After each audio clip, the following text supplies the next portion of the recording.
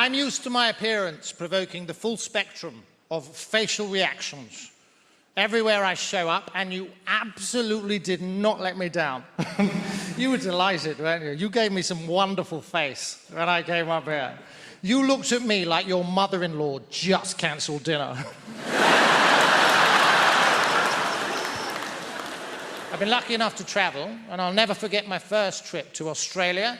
I went to a place called Perth. I got off the plane. First person that saw me said the following. Hey, mate! Hey, mate! Why is Freddie Mercury wearing a kimono?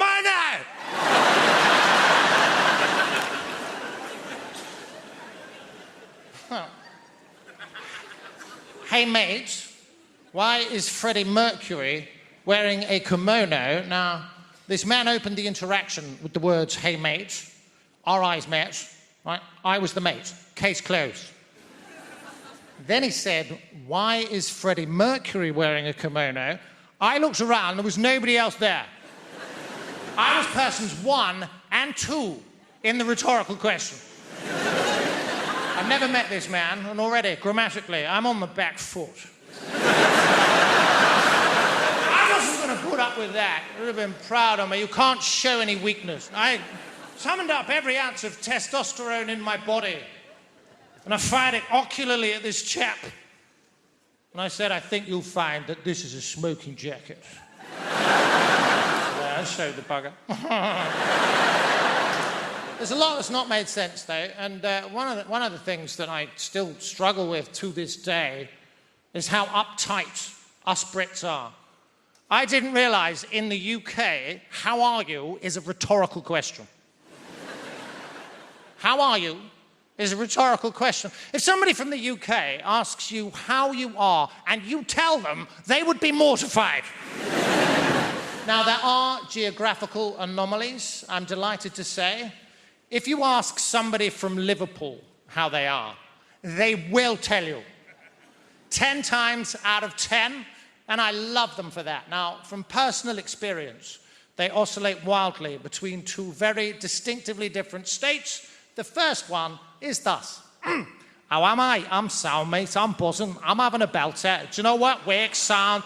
Air indoors is sound. Even our Anthony's being sound. Look at the weather, lad. Cracking the flags. I love you, kiddie.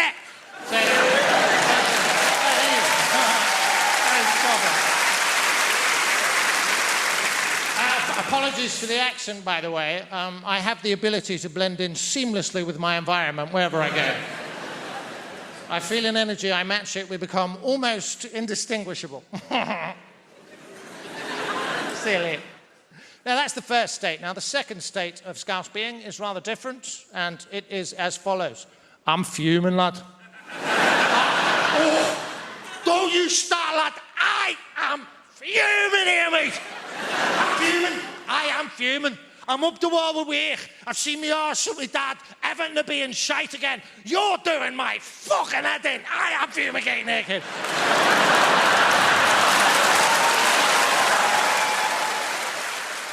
Oh, we have a great show for you tonight. We have a fantastic show. Very funny comedians. I know funny. I do very funny. People always ask me who I think is funny. That's the number 2 question I get asked as a comedian. The number 1 question I get asked as a comedian is, have you ever died? As soon as you tell someone you're a comedian, first thing they want to know, oh, you ever died?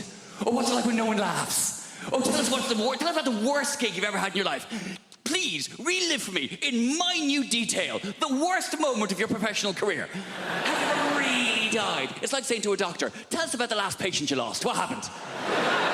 With the family crying. I bet they were they? Yeah. People are such ghouls. It's the number 1 question. Have you ever died? Number 2 question, though, is what makes you laugh? People always want to know that from me. Who do you think is funny? And that's a nicer question. That's more understandable. You know, I make people laugh. People want to know what makes me laugh. In the same ways you might say to your hairdresser, who cuts your hair? Or you might say to someone in an Audi, who do you think drives like a cock? Same kind of thing. I like that joke. It's a short joke. It's a sharp joke. And also with that joke, I get to spot every Audi driver in the room. I can just see a pinched expression on your face there. All right, no need to be like that about it. I've done well for myself. It's a very reliable machine. And the fact that I can tell you're an Audi driver by the expression on your face means technically you've just given a form of indication. So well done. Good for you. We knew you could do it. Yeah. Have you ever died? Who do you think is funny? You always get asked the same questions. That's why I don't like doing interviews. I love doing the job. This is great. I love standing here talking to you, though.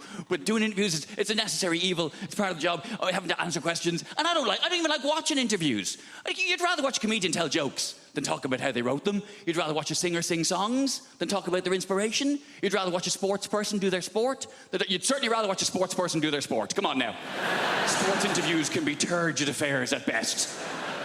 And then I hit it with my foot. You mean you kicked it? If you like. They're really interesting. And I'm not slagging sports people. It takes a great deal of single-mindedness to excel at a sport to a point where people want to interview you about it. But sports people are famous because they're good at sport, not because they're good at talking about sport. That's why you find a sports person who is good at talking about sport, the BBC will cream their knickers over them. We found a woman. She used to ride horses. That's a sport. And she's quite lively and engaging and charismatic. Put her on absolutely everything! Do not let her out of your sight. Even people I'm a fan of. Andy Murray. I love Andy Murray. Britain should be very proud of Andy Murray. He's done a lot to be proud of. He's won Wimbledon. He's an Olympic gold medalist. And he put up with a lot of shit when he was named, 8th best in the world? Oh, you bloody loser, you. He's done a lot to be proud of. He's won Wimbledon, he's Olympic gold medalist, he's magnanimous in victory, he's humble in defeat.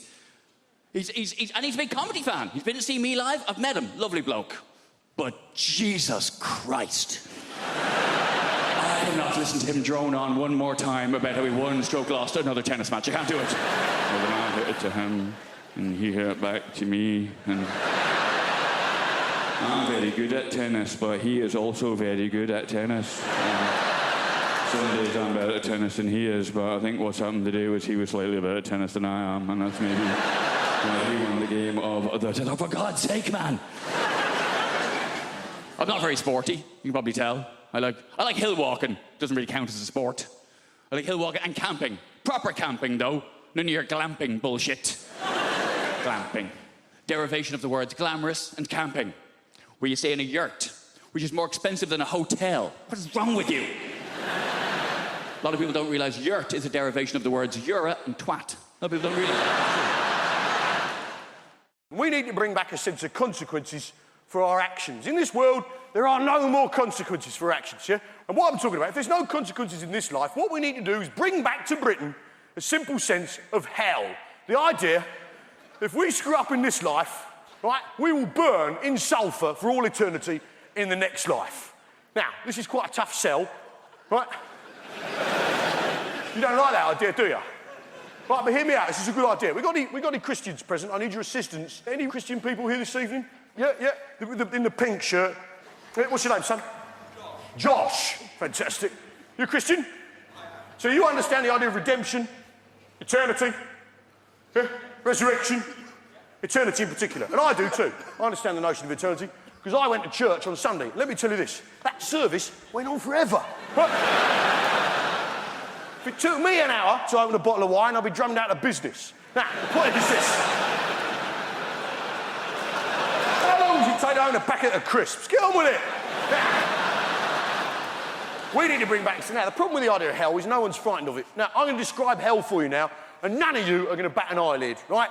And while your body's boiling in mouldering in the grave, we'll take your soul and boil it in boiling oil for 1,000 millennium. Then after that, 2 sulphurous demons, emissaries of Satan himself, will come along, pull out your kidneys and set fire to them on the red-hot coals of hell itself. Then after this, another demon will come along, pull out your eyeballs, stick them on a red-hot poker, burn them on the hot coals of hell, and stick them up your arsehole, and they'll come out your own mouth with the shit on it. And this will go on forever.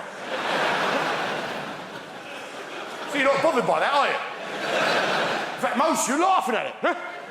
In fact, most of us, being British, are thinking, well, come on then!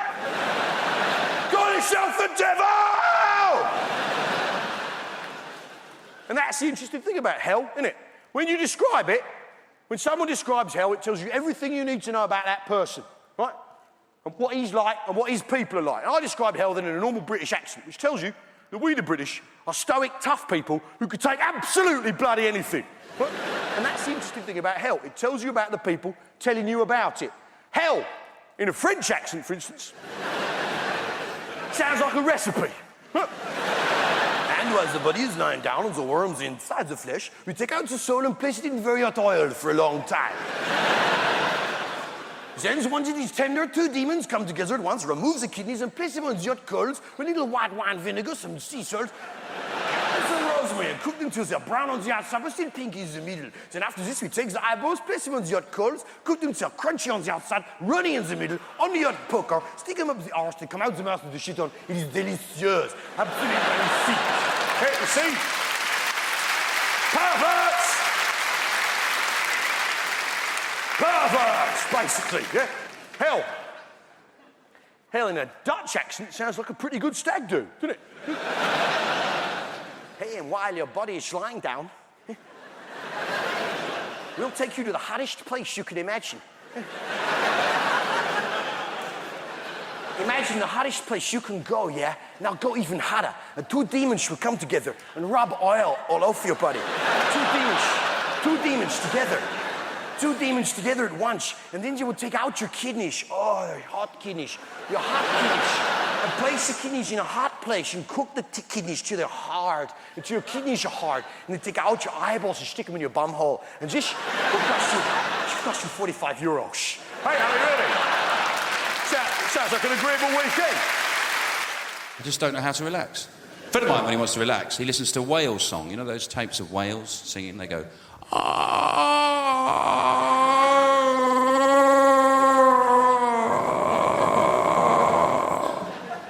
think, firstly, they're not singing, are they? No, they're faxing.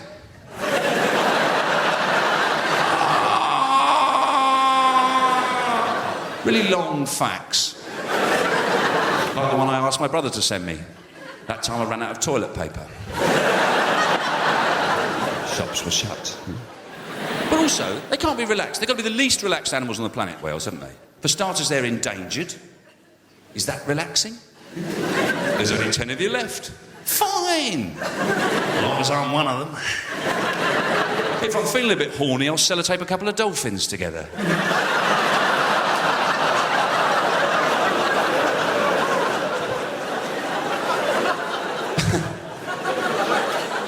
But not only are they endangered, they're the biggest animals on the planet, whales, aren't they? They're enormous. Me doing that doesn't really get across how big they are. They're massive. But they eat the smallest, don't they? Plankton and krill, tiny little creatures like that. Imagine you're a great big animal. You're starving hungry. You never get a good bite of anything. You never get a good, oh, that was bloody lovely, that was. No, just all day long shoving tiny bits of food in the side of your mouth. Oh, I'm sick of these stupid little things. Oh.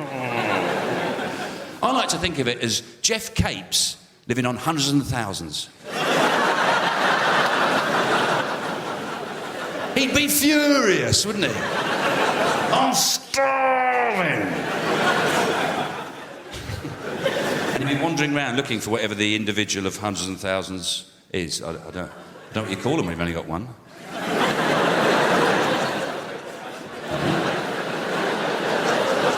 You wouldn't call it a hundreds and thousand, would you? That's far too long a word for something that insignificant. Maybe they call it a one. And then maybe we've got two of them. You've got two ones. That's confusing, isn't it? Because they can't have always had hundreds and thousands of them.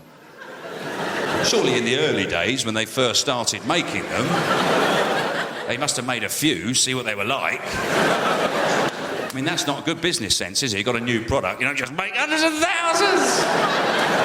We're going to be rich! Oh, you make a few more. I don't know. It's a mystery. In America, they don't call them hundreds and thousands, actually. They don't call them that. They call them sprinkles. And unfortunately, I found that out at a gig. And that was a tough night, I tell you. Yeah. There's a guy in the front row going, hundreds and thousands what? Hundreds and thousands what? I said, no, it's not hundreds and thousands of anything. They're called that. It's a cake decoration. He said, we don't call them that. We call them sprinkles. So I said, all right. It's like Jeff Capes, right? Living on sprinkles. I thought I'd get it a second time. He said, who the hell's Jeff Capes? I said, he's a massive bloke. I said, strongest man in the world 3 years running. Loves his grub. He said, we don't call him that. We call him Luther Vandross. So I said, all right. It's like Luther Vandross living on sprinkles. But by that point, they'd forgotten about the whales. Why the hell would Luther Vandross eat sprinkles? He's a millionaire. He could have steak every day. You saying he's too dumb to go and find his own food? He's got to go around eating little bits of cakes? Are you racist, buddy? Is that your problem? So I just did a couple of knob gags and got off.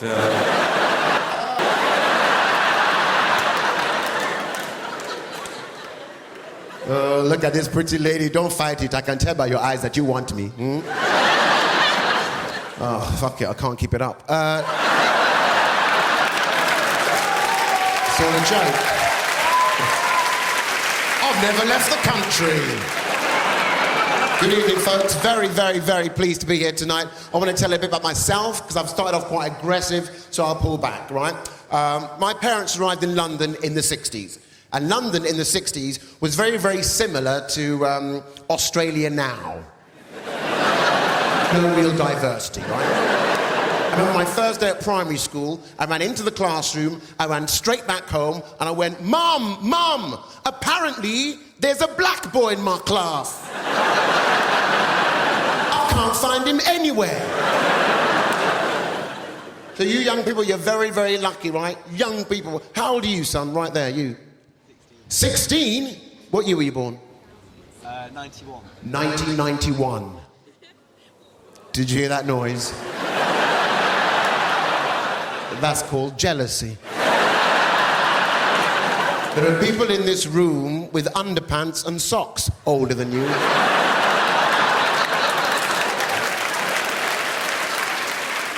Where are you from, child? Where are you from? London. London, big place. Scale it down. I'm not driving a minicab. Let's work together.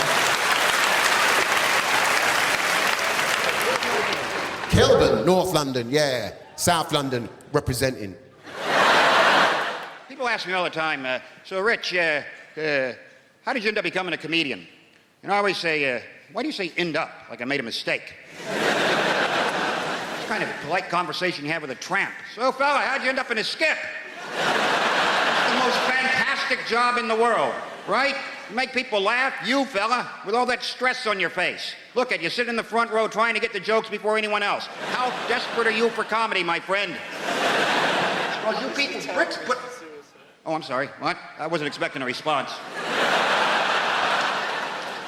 Do you work? I'm a student. A student, all right. No more questions, Your Honor. It's very easy, no heavy lifting. Yeah? Why don't you think about being a comedian? What are you studying? History. History. That goes back a long time, doesn't it? Why don't you try American history? A couple hundred years. Boom, you're done. Listen, here's the thing, all right?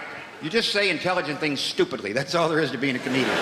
Or maybe it's stupid things intelligently. It's not rocket surgery. I'll tell you that right now. That's what I get asked all the time. So I bet you were the class clown. Were you the class clown? Screw you. Why would you suggest I took a childhood disorder and turned it into a career, you prick? No one ever says to a hooker, were you the class whore? I bet you were the class whore, weren't you? Let the mystery be.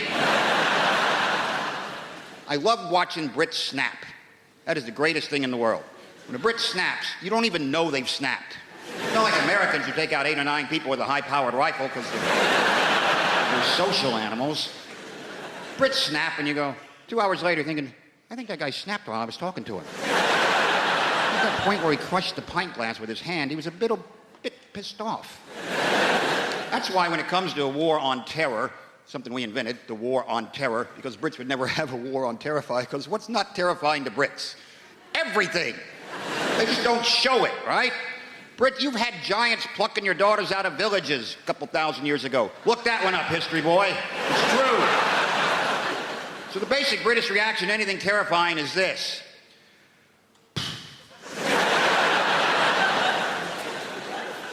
How much is this going to cost?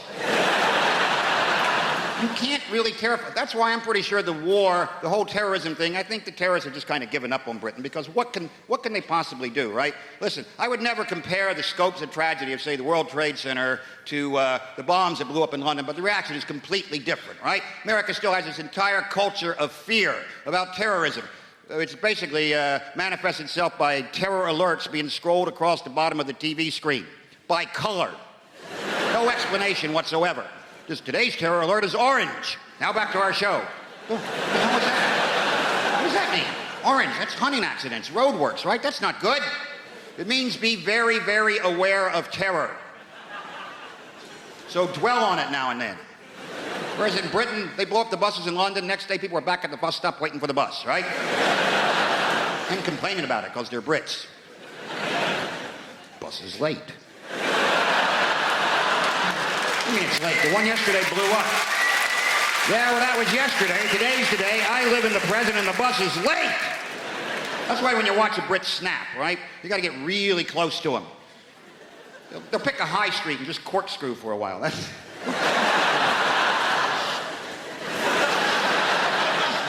Not even knowing what direction to... What direction is corkscrew anyway? This is bullshit. And then you get too close and then you get sucked into the vortex, right? Are you okay?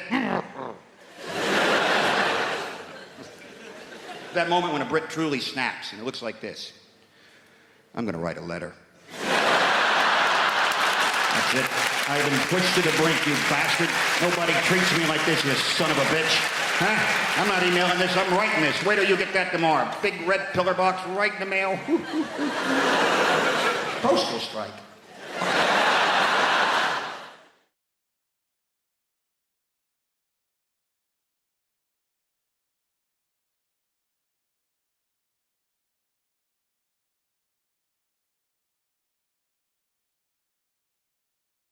I think we've got a problem. I think we're using the word Muslim far too quickly to describe people doing atrocities when they don't represent Muslims any more than I do. And I think we should be using a more accurate word for those people, which I'm going to argue is knobhead.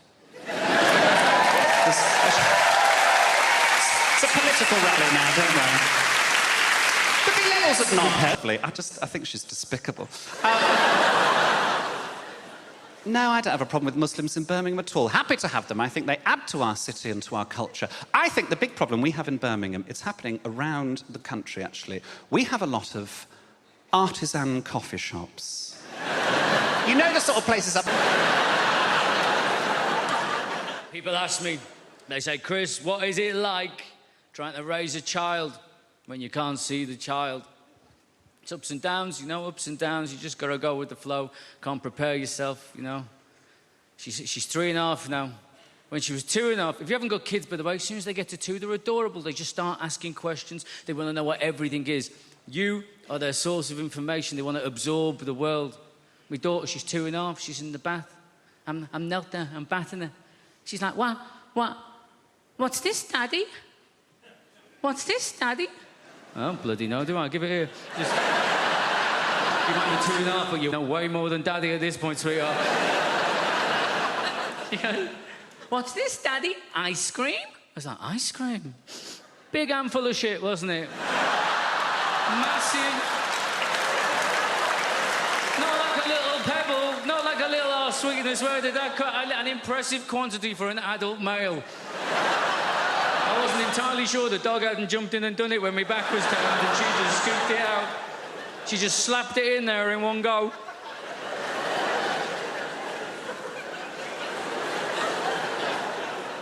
It threw me. I didn't... Look, right, I obviously didn't see it coming. I didn't even... No. I didn't even smell it coming. This came from underwater. This was a stealth move, right?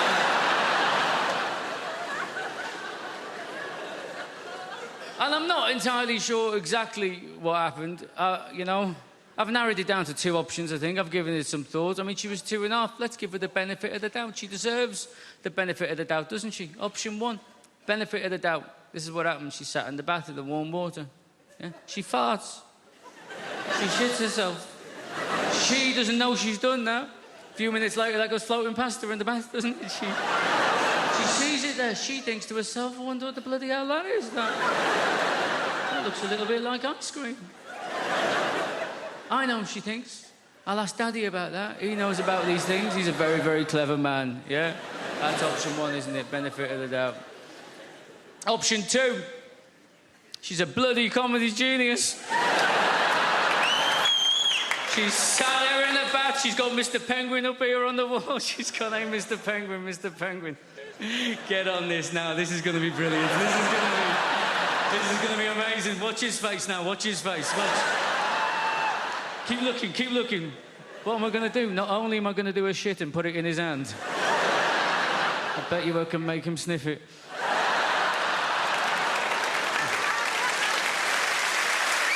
Ice cream, Daddy? Ice cream, huh?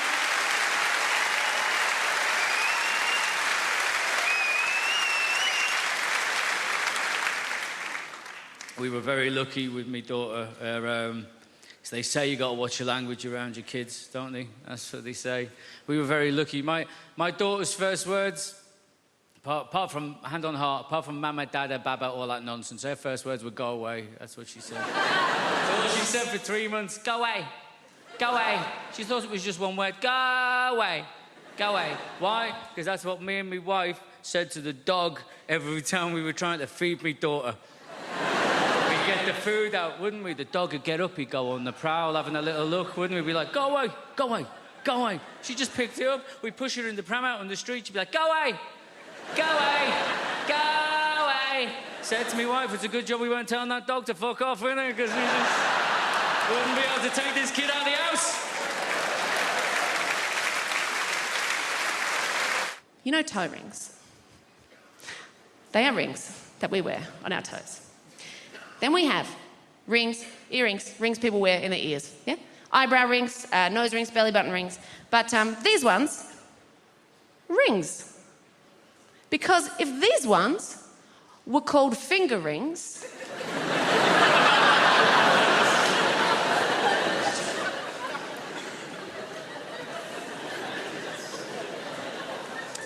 make weddings pretty awkward. With this fingering,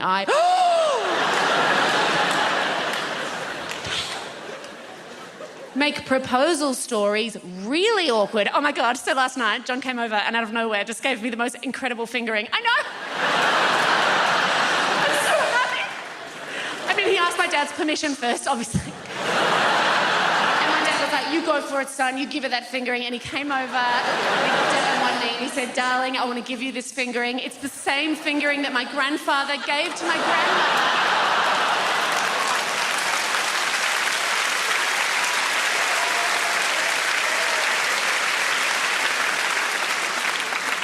Also make Lord of the Fingerings, very different film. Okay. There is no one hearing that. Just keep learning. Life's about learning, guys. I will share with you another big thing I learned this year. Very exciting. I learned showering with a partner is not sexy. That does not seem like a big deal, but the world tells you it is sexy. But you try that shit once, and you very quickly discover that showering with a partner is not sexy. Showering with a partner is taking turns being cold. Oh, yeah. A lot of do-si-do action, a lot of, let's move around this way. Oh, why? Because I'm goddamn freezing. I'm freezing. And a lot of kissing like this. But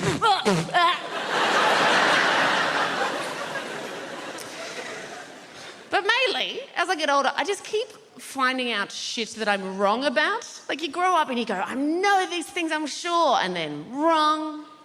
The last time I was in your lovely country, I was on one of your lovely overland trains. You know, the ones that have the toilets with the electronic science fiction doors that go, wage, wage.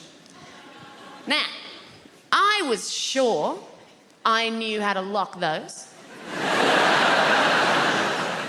Nah, turns out I know how to shut them, yeah. And 12-year-old boys on the other side know how to push the open button. And I don't know if you've ever been sat on the toilet when the door opens, but look, it's everything you dream it will be. And a little bit more. Now, the thing with those doors is they take quite a long time to open. So I was desperately trying to find the close button, eventually found the close button, but the thing is, as they take quite a long time to open, similarly, take quite a long time to close. So I got to maintain eye contact with an understandably horrified 12-year-old boy as his face was being very slowly covered. It was kind of like this. And it finally shut. I sat back down and went, oh my God, I am never wearing a jumpsuit again. It's lovely to be here. I've come all the way from Brighton. just in case you're wondering what this haircut is about. Might be a new face for some of you people. Don't panic, the BBC invited me here because they needed a beige lesbian. So I'm just here to tick some boxes. Not your box, madam, just a metaphorical box. I'm half Spanish, that's what's happening there. I've got a Spanish mum, and she lives here in the UK. It's all very legal. She's lived longer in the UK than she's ever lived in Spain, but the brilliant thing about my mum is that she's never lost her accent. She's done very, very quickly. She's done these lost words she cannot pronounce. Lost words she cannot pronounce, huh? My favourite word that my mum's never been able to pronounce is my brother's name. It's not even a difficult name, his name's Stephen. I don't know if you've noticed this, Spanish people, any word that begins with the letter S, they struggle, right? So my mum doesn't call him Stephen, she calls him Steven.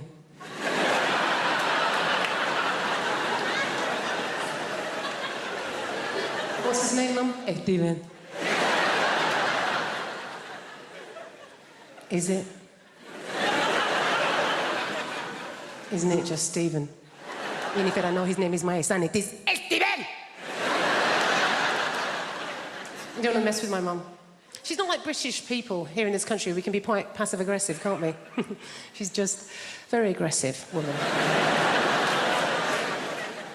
I don't know how my mum's never really coped in this country, and I think it's because, like a lot of Mediterranean people, she's quite loud, yeah? She's got one volume, it's like this. Hello!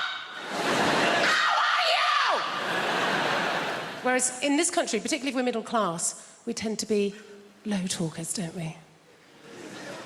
We don't like to raise our voices, do we? Why? Because we've got money.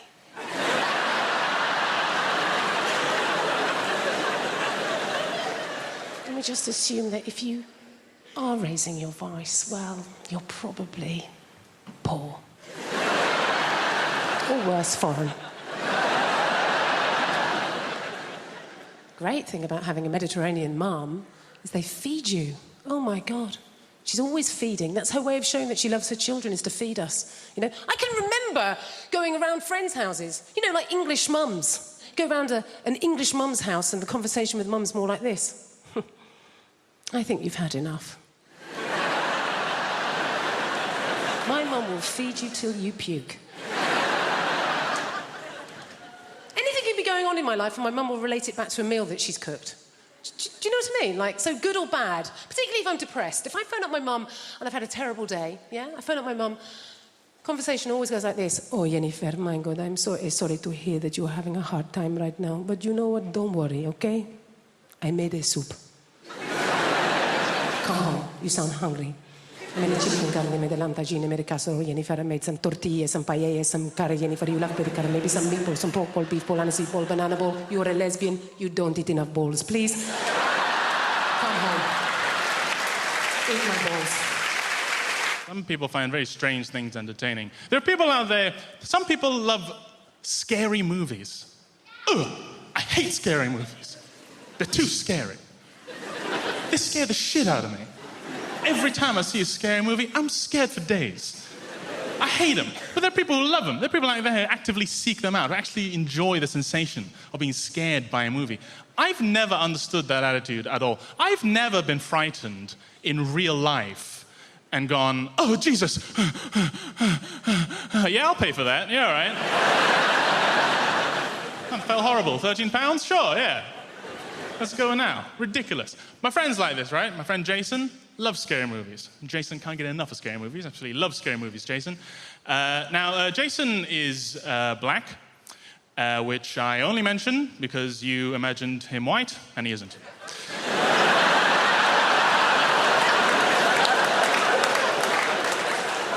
That's it. His race is not relevant to the joke. I just don't see why he should have the wrong picture.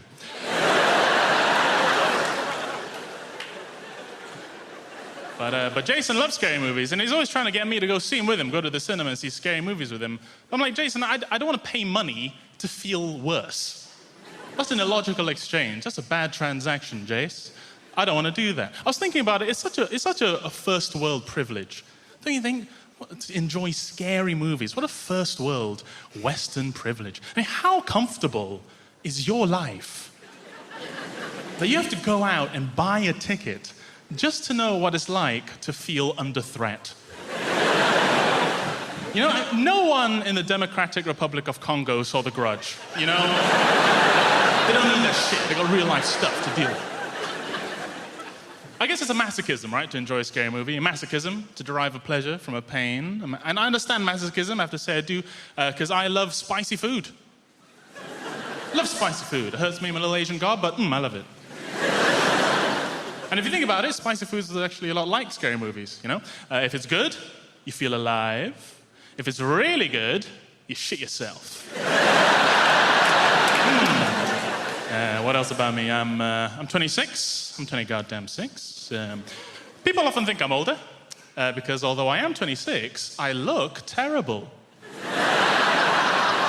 I look gross and old, I guess. Mothers, lock up yourselves. Old Wang's on the prowl. He gonna get you. I'm a bit fat, I suppose. I don't look great. I'm a bit fat. I don't struggle with my weight. People my shape and size often say they struggle with their weight. They're always very sad. Oh, I struggle with my weight. Oh. I don't struggle with my weight. Struggle implies that I fought back at some point. I didn't. I helped. I was very much an accomplice to my weight. I was no barrier of entry to my weight. My weight knocked at the door and said, "Can I come in?" And I said, "Can I keep playing video games and touching myself?" And my weight said, "Yeah." "Oh, come in!" Take off your shoes, though. Chinese house.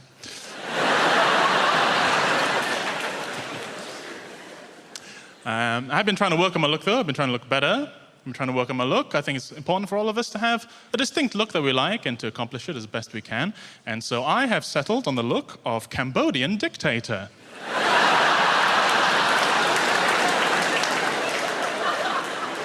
It's a pretty strong look.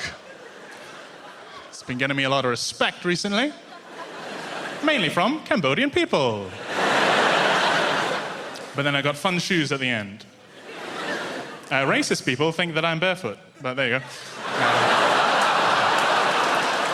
This year, I did no lilt February. Thank you. I know, it sounds impossible, but you take it one day at a time. Did I have any today? No, you're a legend.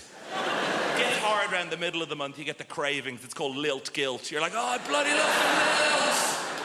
It's the night where you go to the shop at midnight, you kick the doors in, "Where's the lilt?" And they're like, "We don't stock it anymore." Like, "Ah!" So you try and make your own hooch lilt. You know, you get a pineapple and a grapefruit, and you add in batteries and a horse's head, and you're like, "It's good, but it's not totally tropical."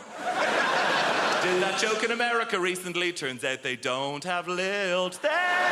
So, this is it. This is all I do. Imagine if this was your actual... I go like blah, blah, blah, and you go, "Ah, ha, ha, ha, money." I can't believe I get away with it. You do actual, proper London jobs. You know, like blacksmith, you know?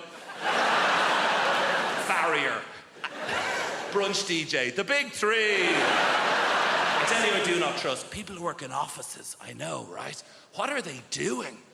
Nothing takes that long. They're planning something. They must be. Do you know? Do you ever call in to visit your friend in an office unexpectedly? Everyone just shits themselves. They're like, "What's he doing here? Cover the screen, lie across the spreadsheet, get him out. Kind regards, warm regards, best. That's how they talk. Seen the email. Hey. I know what it's like in the real world. Look, sometimes I check in your world. Oh, gross, back to showbiz. And...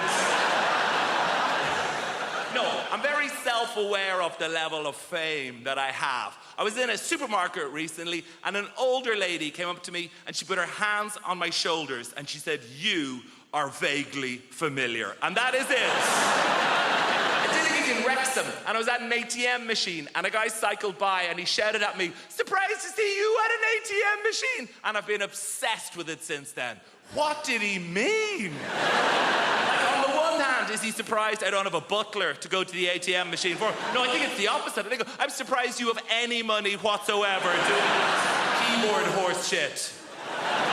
Here's my greatest ever showbiz tale. I did a gig in your Milton Keynes recently, thank you, and I was staying in the Milton Keynes Hilton, and she is the least well-known of all the Hilton sisters. And I checked in after the gig at like 12:30. Room 303 is where this took place. Open the door, TV on in the room. Not that uncommon in the chain hotels. I guess it's to welcome you. But get this, on the TV is me playing the shitty keyboard on some show. Immediate thought is like, is this a service they provide to all guests? If so, no, it's the realization, this is it. I've arrived. And I waltz into the room, down the little corridor with the loo away to the left. And as the room opens out, there is a fully naked man lying on the bed. They've given me the key to someone else's room. But he is lying there, watching me on the TV, and he looks up.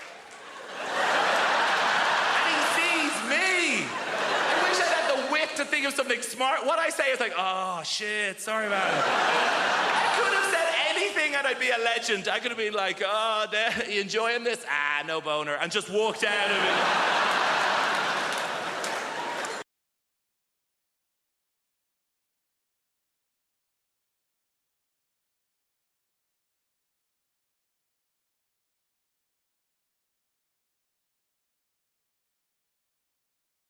It's lovely the way I was introduced there. It's really nice to be introduced. It's a really nice thing to get used to in a new job when somebody says your name and people clap and cheer.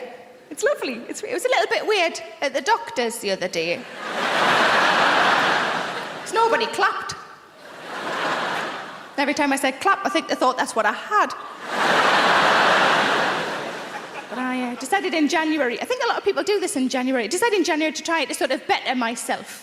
I'm not really bothered about losing weight, but I quite like the idea of getting fit, so I thought I'd get myself an exercise DVD. Now, you know when your partner goes shopping and they say, do you want anything? And you're supposed to say no, but instead you give them a list. Sometimes I just make shit up I don't even need just to see his face. And he looks at the list and he goes, what's the difference between a tangerine and a satsuma? Ha ha, it's a test. And I said to him, could you get us an exercise DVD? That's what I thought I'd do. I'd get an exercise DVD. I said, just like a bog standard, like a beginner's guide, a very basic exercise DVD. And he said, no problem. He came home with Davina's Buff Your Abs. I thought I'm going to have to lose 3 stone before I can find me bloody abs. So I took it back and I swapped it for the one that I wanted, which was, just fat lass has a go,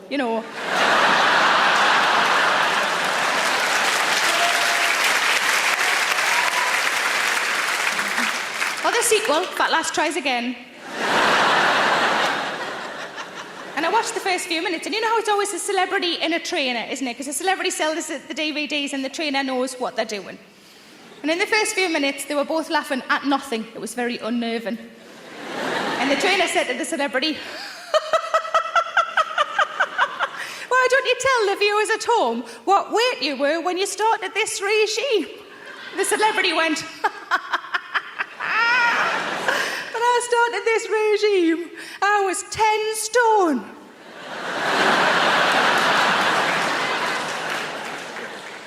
I realised then that I'm aiming for a start weight.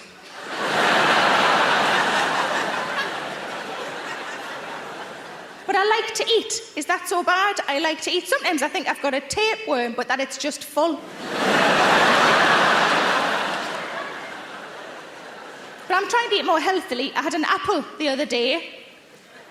Thank you. I put it in my handbag on an optimistic Monday. And by the Thursday, there weren't any Kit Kats left. And I was starving. I thought, I'm going to have to find it. So I looked around in my handbag. And I found it. It was prematurely bruised and battered. It had pen on it.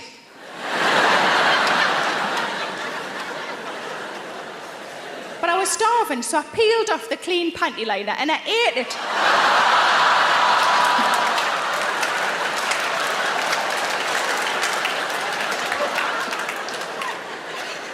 And it was all right. It was all right.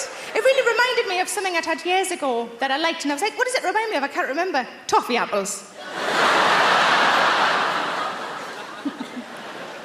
I've got a good relationship with me mum. You know, sometimes in comedy you laugh at things because it's familiar, because it's a shared experience. Sometimes you laugh because you're just glad you're not me. See if this has happened to anybody else. I wanted to be able to see a tree out of my bedroom window.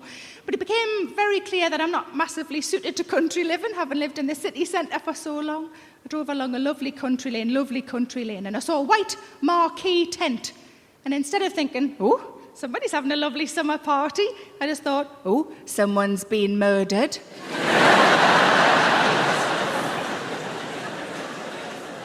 But I found a house that I liked and I got a survey done. The survey came back and it meant nothing to me at all. But luckily I've got a friend who's a builder and he said, let me have a look, and then I put it into layman's terms. I said, smashing.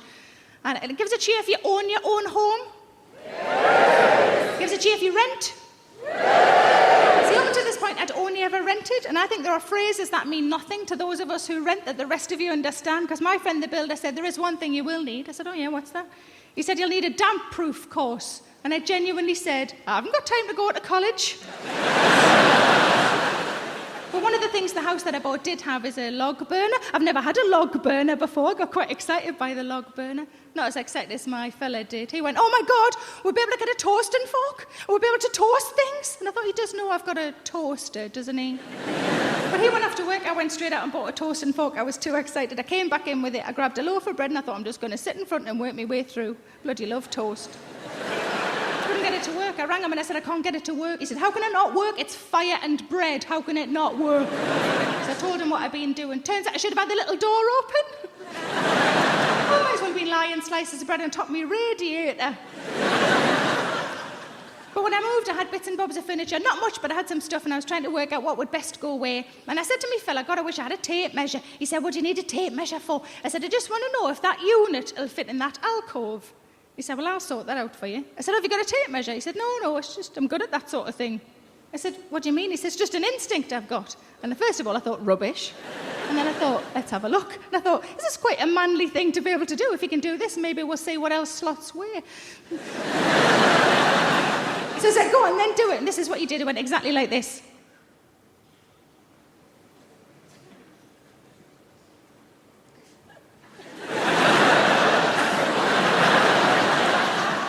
I said, is that it? You could at least got your cock out and done 6 inches, 6 inches, 6 inches, 6 inches. But I have developed a new hobby. Some of you probably already do this. I've started listening into people's conversations on the bus and the train. It's quite entertaining. And I was listening not long ago to 2 old ladies, and they were talking about what they would do if they were men for a day. And I thought, this is going to be brilliant, because pensioners are, by definition, bonkers. But I went out to lunch with a couple of my friends, and I thought, well, I'll ask them the same question. So my first friend, I said, what would you do if you were a man for a day? Without even thinking, she just went, I'd have a wank.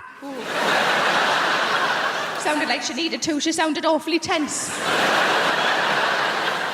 But these old ladies, different generation to me and my friends, in their 80s, and one of them just said, Edith, what would you do if you're a man for a day? The other one said, no, in my luck, I'd get a Tuesday.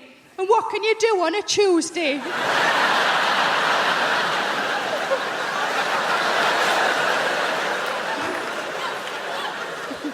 My second friend, I said, what would you do if you're a man for a day? She just said, I just do everything. And I thought she meant like in a sexual way. And I said, is that what you mean? Like you just do everything? And I said, is that what you mean? She went, no, just all the little jobs round the house. But I've been trying to go on a diet. I'm not really very successful. But I find that whenever I go shopping and I can't get into things, you know, when you try clothes on and you're the size you weren't expecting to be, I just come home and I put on a song, and the song is Big Girls Don't Cry. You know the song? There's a couple of versions of it. Big girls don't cry. Such a load of rubbish, that, isn't it? Big girls don't cry. Yeah, they do. Cry because they're fat, cry because they can't get a boyfriend, and they cry because there's no trifle left. But I was on holiday in Spain last year, and I'm bragging, I know, and hotel was a lovely pool, and I wanted to go in the pool, of course I did, but I'm not overly confident with my figure in a swimming costume. And I was watching the women who were walking in the pool, and these were like tiny, you know, these wafer-thin, tiny women. And I thought, I'm not going to walk in with one of them. If I walk in with one of them, people are going to think I've bloody eaten one. And I wouldn't anyway, because there's no meat on them. So what I decided to do instead is just to walk in with the children, because kids are all really fat these days, aren't they? If I walk in the same time as a 9-year-old boy who's got bigger tits than me, nobody's looking at me anymore. But like I say, I don't have kids, and most of my friends don't have kids, but I think if you ask any woman who doesn't have kids what would worry them about having kids would always be childbirth. It's quite a reasonable thing to worry about childbirth. From what I understand, it changes you downstairs, doesn't it? It changes you downstairs. I quite like my downstairs the way it is, thanks very much. Certainly don't want a bloody extension. But it's bound to change though, isn't it? Because you're forcing a person out. That's what you're doing. You're forcing a person out. I've never forced a person out. I forced a couple in.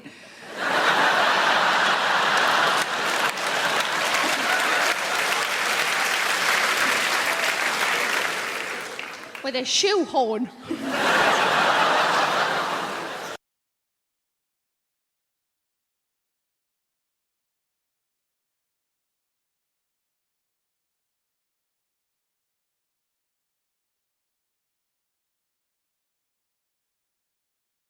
And this is what I'm talking about, the assumption that if you're in a place like that, you obviously are the help.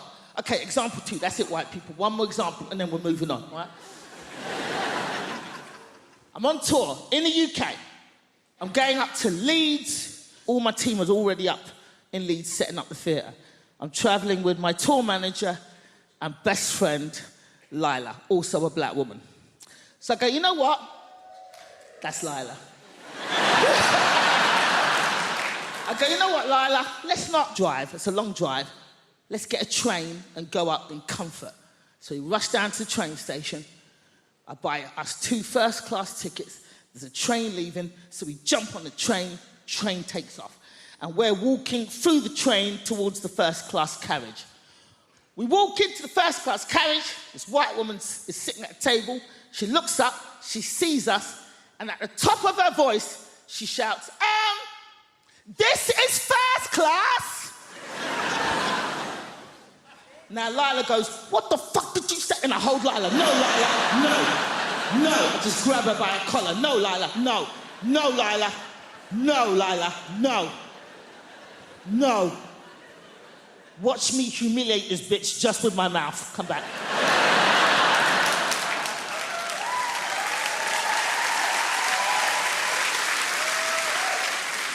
So at the top of my voice, I say, thank you, lady. But what was it about us that made you assume that we didn't belong in the first-class carriage? She starts to fumble. Everybody on the train just kind of leans out from behind their seats.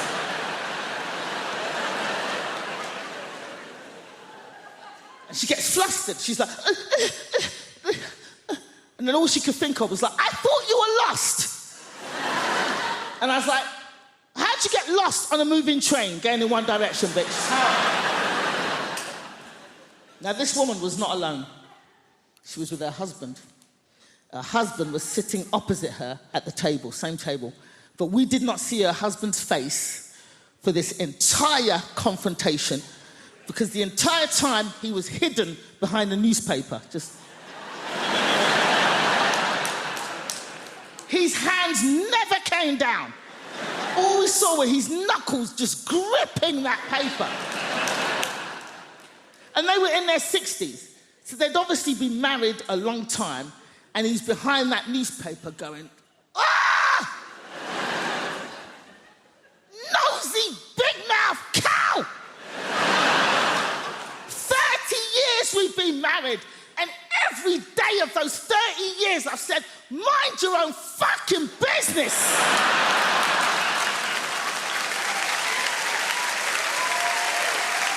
Shit! And now we're both gonna get beaten up by these two black boys.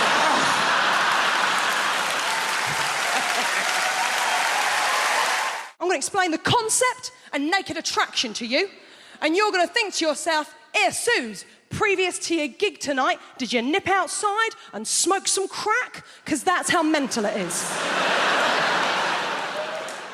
Right, Emma, a girl walks out on stage, she's like, I'm looking for a boyfriend. And the host goes, brilliant, we've got 6 naked men in tubes behind. Then the host says to the girl, what are you looking for? And the girl will always do the same thing. She'll go, oh my God, you've really put me on the spot. And you think, no, you chose to come on this show, moron. She goes, well, I guess I'm looking for a boyfriend, but also a friend. I really like going to European city breaks, maybe someone that likes travel. And I really like music gigs as well, so maybe someone that likes music. And I guess if I'm being really honest, what I'm looking for is love. And the host goes, brilliant, let's see if you can find love by judging dongs. Okay? 6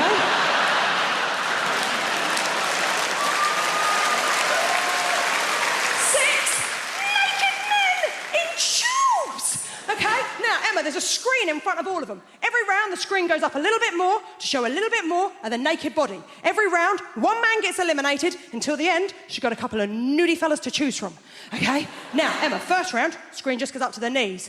There's always one bloke who's got really rough feet.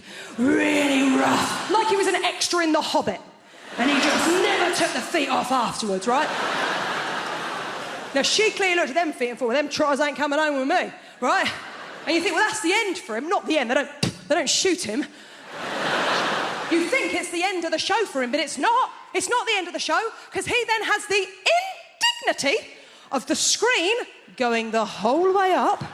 So you see his penis and his face.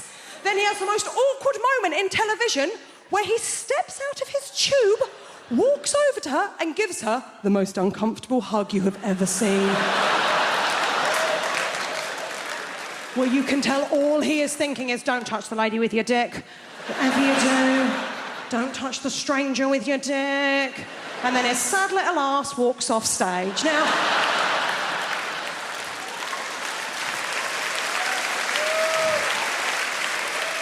the next round, the screen comes up to the waist. And let's be honest, it is the round we are all watching for. It's cock-a-clock. Now, it's not going to come as a surprise to any of you. There's a lot of people in this evening. I'll bet it doesn't come as a surprise to one person in this room. I ain't seen many willies. I ain't seen many of them. I ain't seen many willies. I'm not a connoisseur when it comes to willies. I was straight for a month when I was 18. I don't have the wrists, okay? But even to the untrained eye, there was one that was like, oh, there's something up with him. There was something just not quite right about it. They're not meant to have a corner, are they? Halfway through, it had like a proper corner. Now, she clearly looked at that one and went, ooh. She can't do that, can she? She'll go work on Monday, she don't look like a bitch on TV. So instead she had to do a little lie. Emma, see if you can see where she went wrong. She went, I'm going to have to get rid of number 4. Colonel Weird Dick. I'm going to have to get rid of number 4 because the way that he's standing, he doesn't really look like a very confident guy. And I'm only really attracted to really confident guys. And I thought, he has his penis out on television. How much more confident would you like this twat to be? Oh, I want to be in a relationship. I want to try edible pants. You can't edible solo, they don't let you. I'm absolutely fascinated by them. Here's why. It must be someone's job to keep edible pants from being too delicious. Because they've got to be okay in context, but there's a team of scientists that's working day in, day out to make sure that none of us start craving them. Struggle being single. I'm a pick-me girl. Do you guys know what that is? A pick-me girl is a type of woman who's like me. I'm not like the other girls. Why? Because I like live music. Shackle me. I do like live music. Like sometimes I wonder if anyone's going to see the band Placebo thinking it was The Cure. So I do think about that stuff.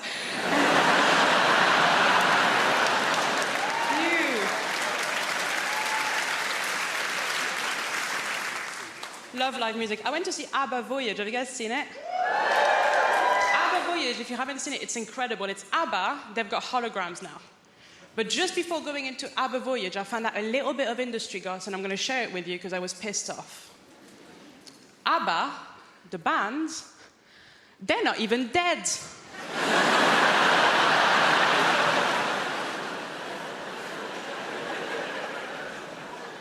And they've got holograms, is it? You can't have holograms if you're alive. Hey, ABBA, go to work.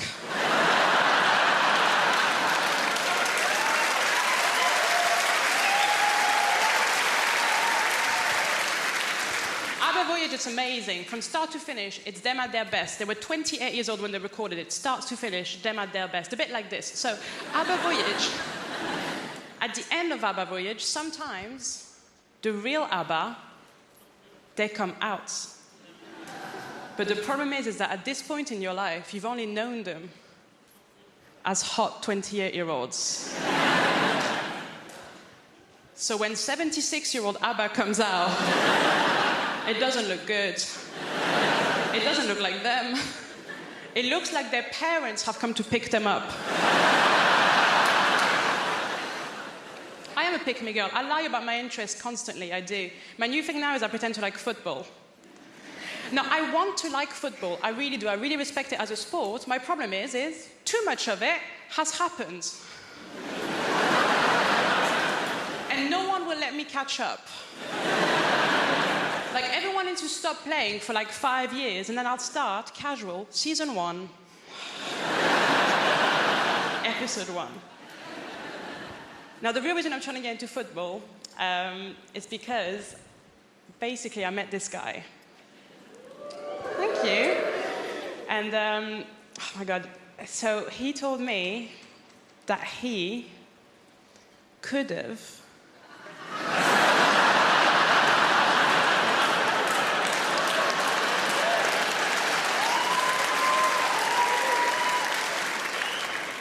Do you guys know him? That's weird. He does have a lot of friends. He said he could have gone professional. But then, and this is so sad,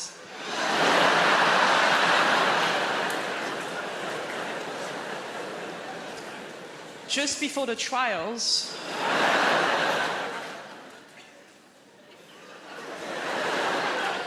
he didn't have the skills. He didn't have the skills, the work ethic, all the natural talent. So close. I was such a fat kid. My mother used to buy bathing suits with blowholes in them. It was just... But my parents... I don't want to go into my childhood here because it's wrong. My parents hated me, okay? We're all going to hear the story, aren't we? My parents hated me too. My parents... All I ever heard growing up is, why can't you be like your cousin Sheila? Why can't you be like your cousin Sheila? Sheila had died at birth. They just...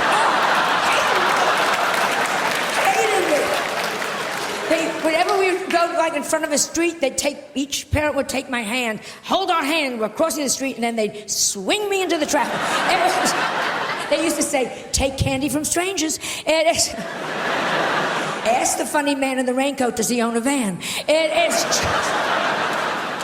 No, I had a very bad childhood, and that's because, and I'm sure none of you give a damn, but I was the only Jewish kid, this is the absolute truth, growing up in an all-Catholic neighborhood. You know what that's? The Irish people. Only Jewish kid in a Catholic neighborhood. You know what that's like? You were all doing Hail Marys, I was doing Hail Murrays. I mean, it was just... No Christmas tree? No Christmas tree. Do you know what that's like when you're the only kid without a Christmas? Because everybody has Christmas trees. And nowadays, it's like, well, we do it for all faiths. It's such bullshit. Yeah, we walk into an office building and there's a Christmas tree and there's a menorah. Bullshit! The Christmas tree goes up, up, up, up, up, up, up, up, up, up, up. There's like a little shitty menorah with 2 orange lights that some angry Puerto Ricans lit backwards. I mean, yes! Juan, you lit those lights backwards. Fuck you, you killed our Lord. I mean, it is just... So, I'm at the age where I figure, screw it, I'm gonna have a Christmas tree. I got the biggest Christmas tree I got a 2-story high Christmas tree. I put everything you could think of on that.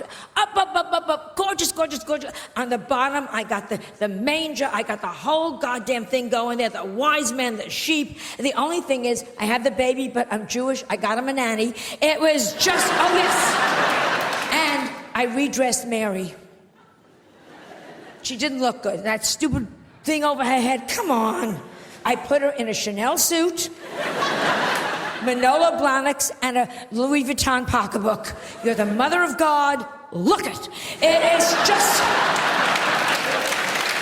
Am I wrong? If she had looked like that, she would have gotten into the inn. Yes. The point is, it's about looks. Mary, she looked good. She would have done better. Mother Teresa,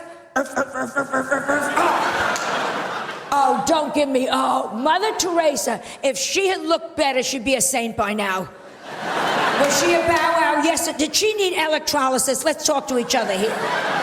Even lepers were throwing their fingers at her. Here, because it is all about looks. This is my message, Great Britain. This is my message. Looks count. Education, looks count. I have no sex appeal, and it has screwed me up for life. Peeping Toms look in my window, pull down the shade. You have no idea. My gynecologist examines me by telephone. It is just... So I came to Britain in the early 80s. We were refugees long before it became fashionable.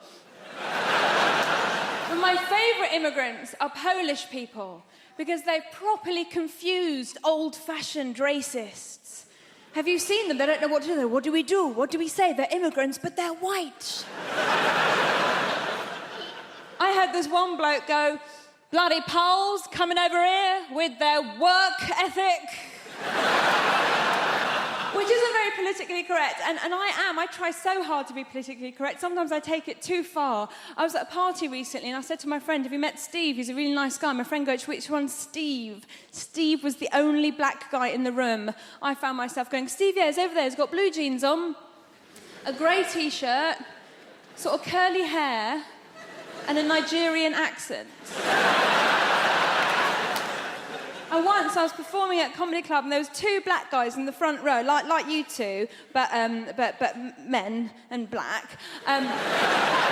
You are a man, sir, I'm sorry. It's the lights. And I said to them, so how do you two know each other? And they looked at each other and went, we don't. Might as well have had NF tattooed on my forehead. I didn't, it was felt tip. I like friendly, a little bit of friendly racism is nice. When I was a little girl, I used to always go to my friend Katie's house, and every time her dad opened the door, he'd go, hello, Shappy, been on holiday?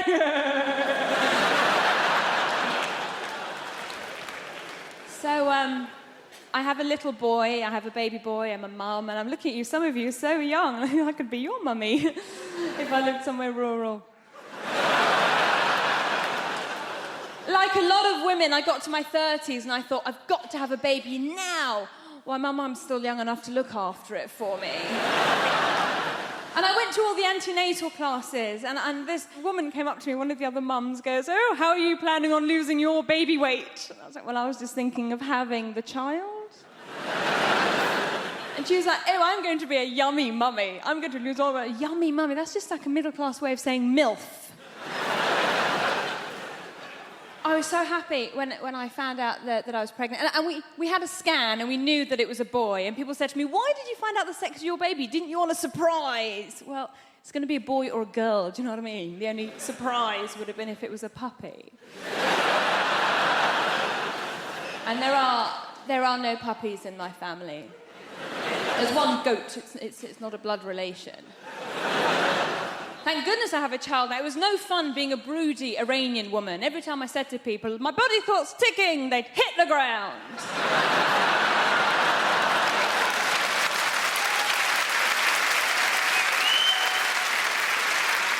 So with all that going on, when I did find out I was pregnant, I was so delighted. I thought, I am going to fill this child's life up with love and hope and understanding. My husband's reaction was slightly different. He walked around going, woohoo, my soldiers worked! Easy. It's not his. Oh, the fuss he made when he found out I was cheating on him. Only child. Can't share. My husband's English, he's from Nottingham, and a lot of people ask me if my husband's Iranian. And I go, well, he's not, he's English, but he's planning to convert. His family are absolutely lovely, and when they first met me, they kept going, oh, Shappy's so exotic, she's so exotic, which means foreign, but not in a way that we hate.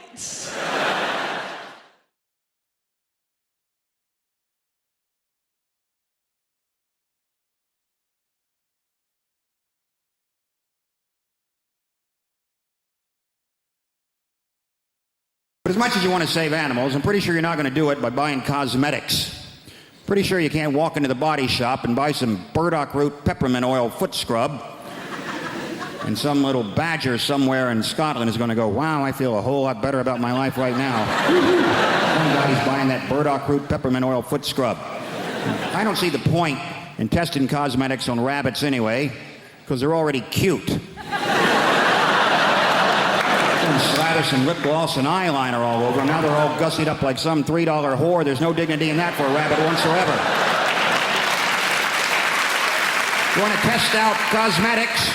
Test them out on big game, because they stink. Get up under a hippopotamus there and get some roll-on deodorant under his armpit. See how fresh and self-assured he stays all day, huh? Little lip gloss on a beaver. Real beaver. Stay with me, fella. Real beaver. Right?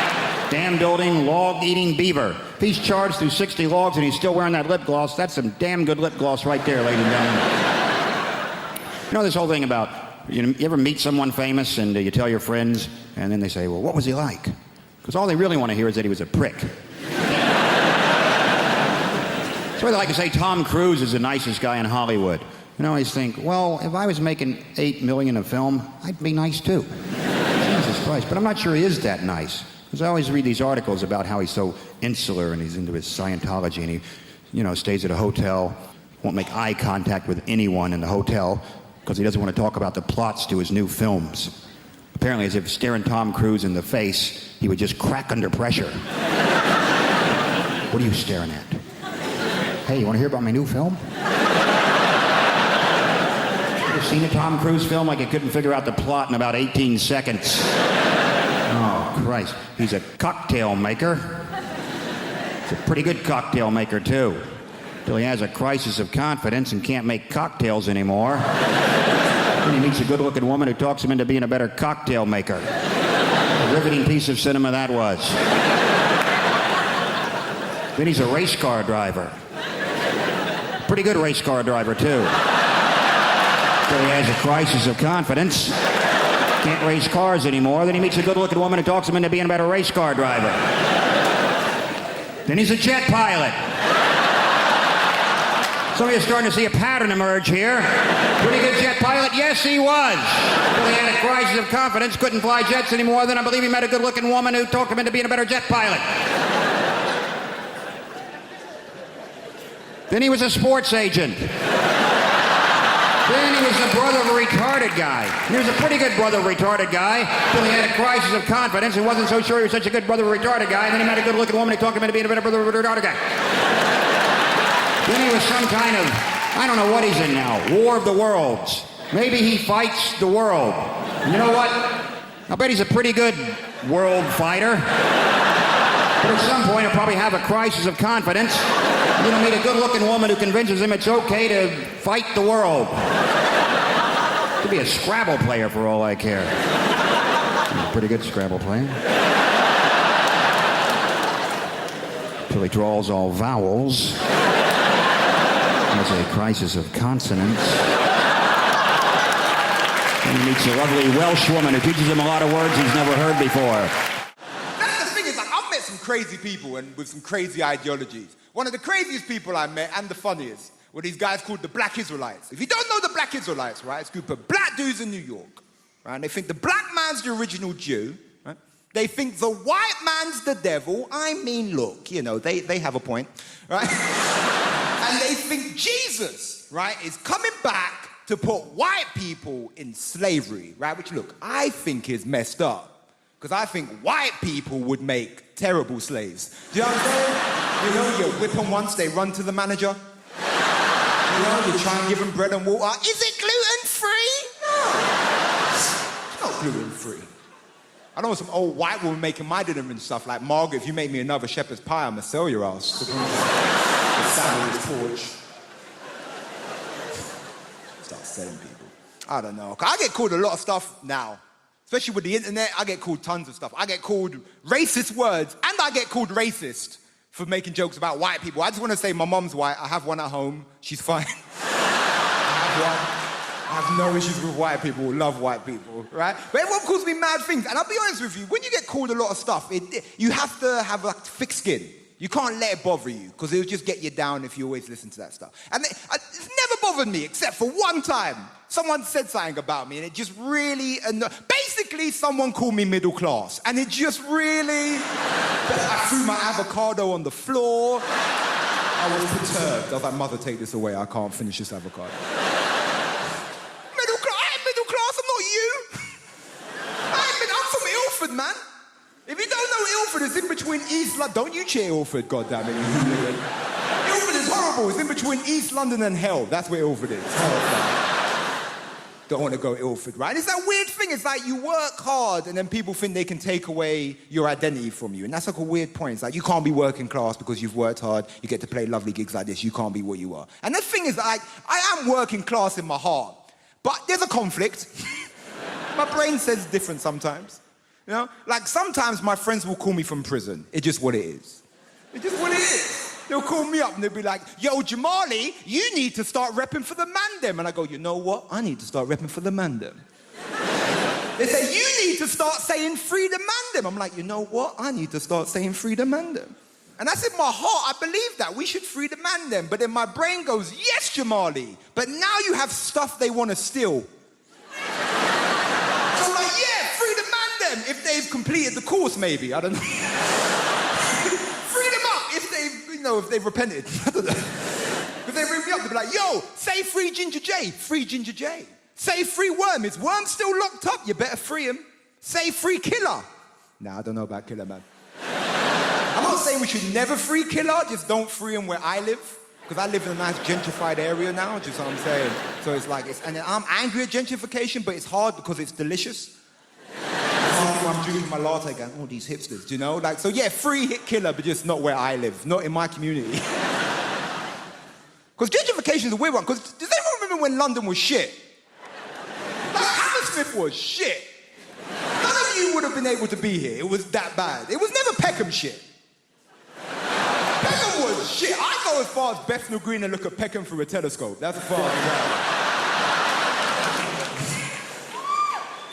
But gentrification is a weird one because can we disagree that you see like middle-class hipsters that moved to the ghetto pre-gentrification are some of the most bravest people in the world? Only a hipster can go to the hood and go, no, I see potential. Seriously. I was on holiday recently. I was on an all-inclusive. We all love an all-inclusive holiday, don't we? Oh, aye. Chips and gatto for breakfast. Yes.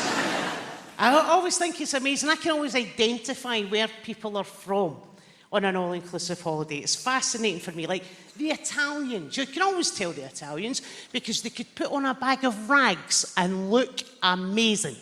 Then you can see the Germans, and they're quiet, and they're reserved. And then there's us, the British. That's interesting, isn't it? Because we all want to become pals with each other. I've had a pen pal in Woking for 25 years that I met in Lanzarote. But it was a really, really interesting for me because there's a way I can always tell if someone is from the south of England on holiday. And it's, I don't need to hear your accent, nothing. The way, number one, I will tell if you are from the south of England is, it will be 9 o'clock at night. It's 28 degrees. The moon and the stars are out. And you come out wearing a wee jumper. Because it gets a bit chilly.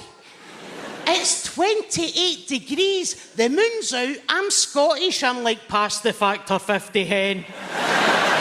I do not trust the moon burn. Get me the factor 50. Then there's another way I can always tell someone is from the south of England. You and I are on an all-inclusive holiday. We can eat as much as we want. And they will go to the bar and they will order a half pint. No, you can't order a half pint in Scotland. Next time you visit Scotland, try and order a half pint. That is one of the most tense conversations you will ever have. About 3 months ago, I went to a bar in my home city of Glasgow, and I says to the barman, can I have 2 pints of lager and a half pint of lager? And he looked at me, and he went, what was that? I said, it's 2 pints. He went, no, just the last one. I went, it's just a half pint of lager, mate. Hold on. Come here. Tell him. Just the last one. I went, it's just a half pint of lager. Is that for you? It's for my pal. Oh? Are they on antibiotics?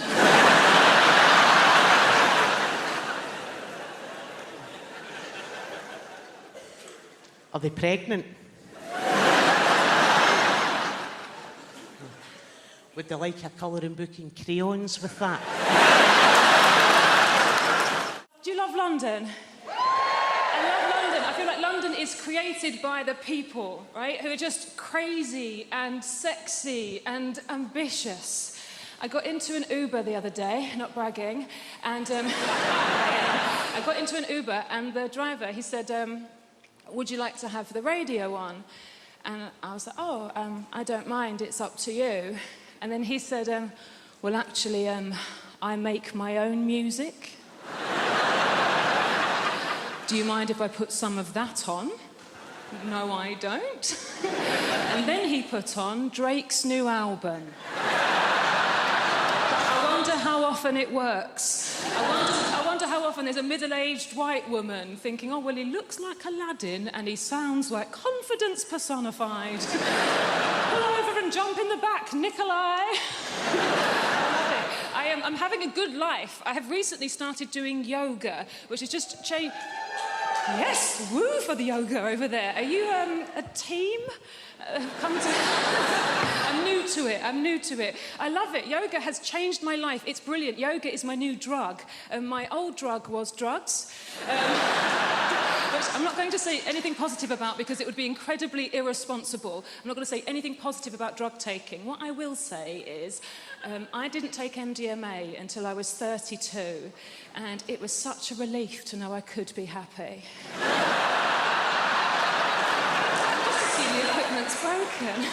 But yoga is nearly as good, and there's no downside. It's given me a whole new language. My favourite new word is namaste. Yeah, it's a very old word, it's very sacred, and it means the yoga has finished now. And then you're allowed to leave. I think that the key to being happy as you get older is self-acceptance. Like, I have to accept things about myself now. Like, I'm 36, I thought I would have children by now, and I don't. In an ideal world, what I wanted to self-fertilise. I wanted to have children that were exactly my genetics so that I could show them to my parents and go, see, it was my childhood, they're fine. Science can't do that yet. And then I had a crazy day last month where I just thought, I'm just going to buy some sperm. I'm just going to buy some sperm off the internet. I've got a good job. I'm just going to buy some sperm. Guys, sperm is so much more expensive than I thought it was going to be. It is tens of thousands of pounds. We are all wasting a valuable resource. 17-year-old me would have been a millionaire if I'd learned how to catch it and chuck it in the freezer. So expensive. It's a shock. I And I do think self-acceptance is the key. Like, there's things about myself I don't like, but I just have to accept now that they're not going to change. This is who I am. Like, so for instance, I don't like art. I think art is rubbish. I think lots of people think art is rubbish, but we're too worried of looking stupid, so we go along with it. I think that the worst art form is theatre. Right, okay, I can sense how unpopular this opinion is. Hear me out. I think theatre is diabolical. Look, I do, look, and also, I'm aware, if you are a performer of some kind, if you're an actor, look, please don't be offended. I don't mean being in the play. Obviously, if you're the person in the play that gets to put a wig on and walk up and down and move your arms and project your voice, saying things like, I think you'll find you're contradicting yourself, Alan.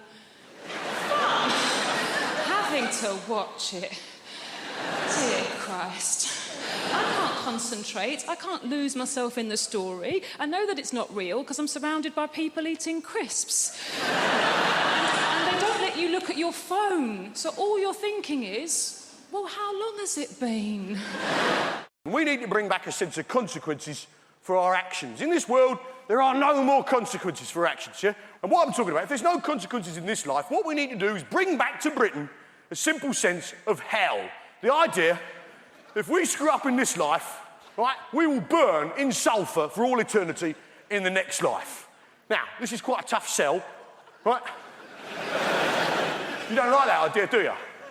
Right, but hear me out, this is a good idea. We got any Christians present? I need your assistance. Any Christian people here this evening? Yeah, in the pink shirt. What's your name, son? Josh. Fantastic. You're a Christian? So you understand the idea of redemption, eternity, yeah? Resurrection, eternity in particular. And I do too. I understand the notion of eternity because I went to church on Sunday. Let me tell you this, that service went on forever. If it took me an hour to open a bottle of wine, I'd be drummed out of business. Now, the point is this. How long does it take to own a packet of crisps? Get on with it. Now, we need to bring back... Now, the problem with the idea of hell is no one's frightened of it. Now, I'm going to describe hell for you now, and none of you are going to bat an eyelid, right? And while your body's boiling in the mouldering in the grave, we'll take your soul and boil it in boiling oil for 1,000 millennium. Then after that, 2 sulphurous demons, emissaries of Satan himself, will come along, pull out your kidneys and set fire to them on the red-hot coals of hell itself. Then after this, another demon will come along, pull out your eyeballs, stick them on a red-hot poker, burn them on the hot coals of hell, and stick them up your arsehole, and they'll come out your own mouth with the shit on it. And this will go on forever. So you're not bothered by that, are you? In fact, most of you are laughing at it. Huh? In fact, most of us, being British, are thinking, well, come on then! Call yourself the devil! And that's the interesting thing about hell, isn't it? When you describe it, when someone describes hell, it tells you everything you need to know about that person, right? And what he's like and what his people are like. And I describe hell then in a normal British accent, which tells you that we, the British, are stoic, tough people who could take absolutely bloody anything. And that's the interesting thing about hell. It tells you about the people telling you about it. Hell, in a French accent, for instance, sounds like a recipe. And while the body is lying down and the worms inside the flesh, we take out the soul and place it in very hot oil for a long time. Then, once it is tender, 2 demons come together at once, remove the kidneys and place them on the hot coals with a little white wine vinegar, some sea salt, and some rosemary, and cook them till they're brown on the outside, but still pink in the middle. Then after this, we take the eyeballs, place them on the hot coals, cook them till they're crunchy on the outside, runny in the middle, on the hot poker, stick them up the arse, they come out the mouth with the shit on. It is delicious. Absolutely delicious. Hey, you see? Perverts! Perverts, basically, yeah? Hell. Hell, in a Dutch accent, sounds like a pretty good stag do, doesn't it? Hey, and while your body is lying down, we'll take you to the hottest place you can imagine. Imagine the hottest place you can go, yeah? Now go even hotter. And 2 demons will come together and rub oil all over your body. 2 demons together. 2 demons together at once, and then you will take out your kidneys. Oh, your hot kidneys. Your hot kidneys. And place the kidneys in a hot place and cook the kidneys till they're hard, until your kidneys are hard. And then take out your eyeballs and stick them in your bum hole. And this will cost you €45. Hey, are you ready?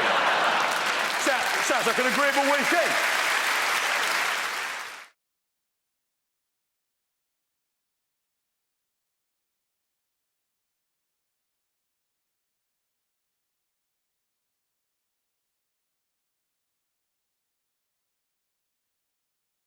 we've moved now. We've moved to a place called Pinner. We only moved to Pinner because the estate agent said to us, he said, oh, Pinner is a lovely part of West London. Right? West London. We get Welsh telly. It's not London, but it is very nice. One of the things I like about where we live is it's very multicultural. I think that's one of the brilliant things about London. I think multiculturalism is something we really have to fight for. Like the school my kids go to, it was very easy to pick a school for my kids because obviously we just picked the one with the highest ceilings. But the school they go to, it's a really nice school and it's very diverse. Like we have a mum's night out once a month and all the mums from the school go and there are women there from every economic background, every race, every religion.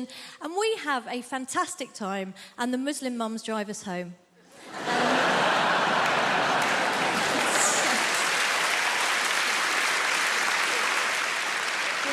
Tell you what, it is nice. I had an incident the other day, though. I was walking down the street near where I live, and it was one of those sunny days, one of those days that remind some van drivers that women have breasts. You know, one of those.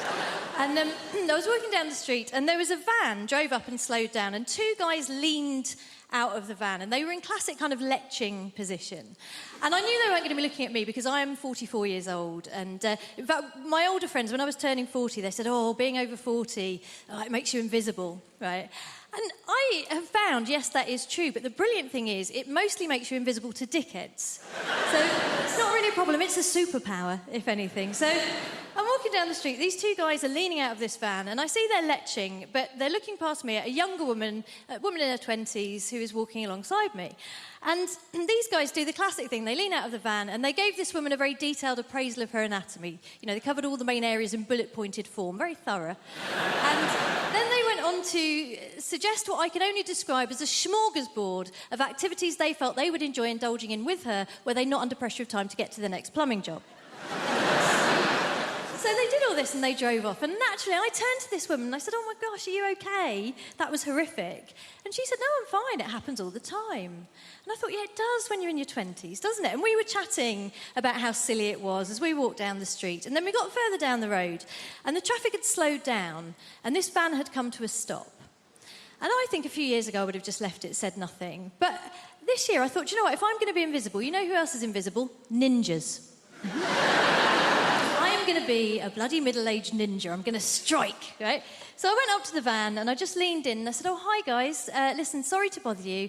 I just wanted to say thank you so much for what you did back there because my son here has been undergoing a very difficult gender reassignment.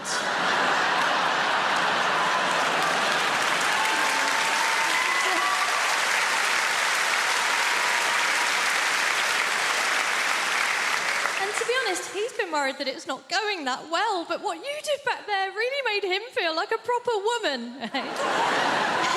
Thank you. I was delighted with myself as well.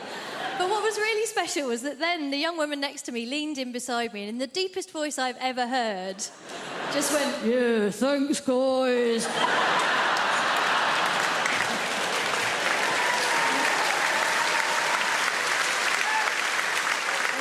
It was a beautiful moment. Obviously, it wasn't perfect. The only thing that could have made it perfect would have been if the guys in the van had said, actually, if your child is undergoing a gender reassignment, it's incredibly insensitive of you still to be referring to her using the male pronoun. They didn't do that. They just called us slags. I get concerned about the message that we send, young women a lot on TV and, in the media, because right now we live at the height of materialism where it's suggested to young girls especially that you can indulge the most depraved man as long as he's rich. This is evidenced by the franchise 50 Shades of Grey. Has everybody here seen 50 Shades of Grey or read it? Okay, some of you are shaking your heads. Fine. I will give you a quick plot summary of 50 Shades of Grey. I will be paraphrasing in this monologue, by the way. Is everybody ready? Yeah! Here is 50 Shades of Grey, abridged by Dame Baptiste. Hi, I'm a pretty naive American young girl who doesn't know about sex, even though I have access to the internet and my friend's a journalist.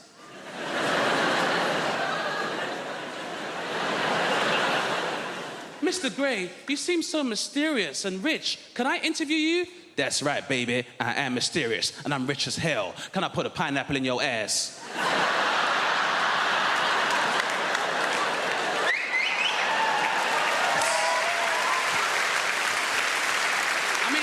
stuff happens, but that's pretty much it. It's fair. Unfortunately, we live in a time where, you know, materialism is encouraged, you know. Do you guys remember the song No Scrubs by TLC? Yeah, great song for the ladies. Not so fun for the unemployed male. That was not a fun song to hear when I was younger. You remember how that song used to go? If you live at home with your mama, oh yes, son, I'm talking to you. If you live at home with your mother, they're talking to you. What if I'm a full-time carer? I'm supposed to leave my mother lumbered with bedroom tax, then go live with a bunch of strangers and pay somebody else's mortgage, then have those strangers question my life choices, which my mother already does, but I get rice and peas when she does it. Sitting in the passenger side of his best friend's ride, trying to holler at me. Sitting in the passenger side of his best friend's ride, trying to holler at me. I'm sorry, if me and my friends are concerned about our carbon footprint, I'm not entitled to find love? If you don't have a car and you're walking, oh yes, son, I'm talking to you. If you don't have a car and you're walking, they're talking to you. So we're supposed to leave our houses in 4 separate cars, knowing full well petrol prices are at £1.25 per litre in some stations. Then if you go into London, you're paying a congestion charge 4 times. If you're going out of London, you're paying a toll charge 4 times. Then wherever we get when we're going, then you got to pay a parking charge 4 times. And if we're all driving, then guess what we can't do? We can't drink, because when you all take separate cars, there's no designated driver, TLC. Which means when we finally do get to the club, because of all the traffic, because there's 4 cars adding to that traffic, we gotta drink water and sparkling water, then pay club prices for a fruit juice. So I'm paying £7.25 for a cranberry juice, and we've been planning this night. Don't burst TLC!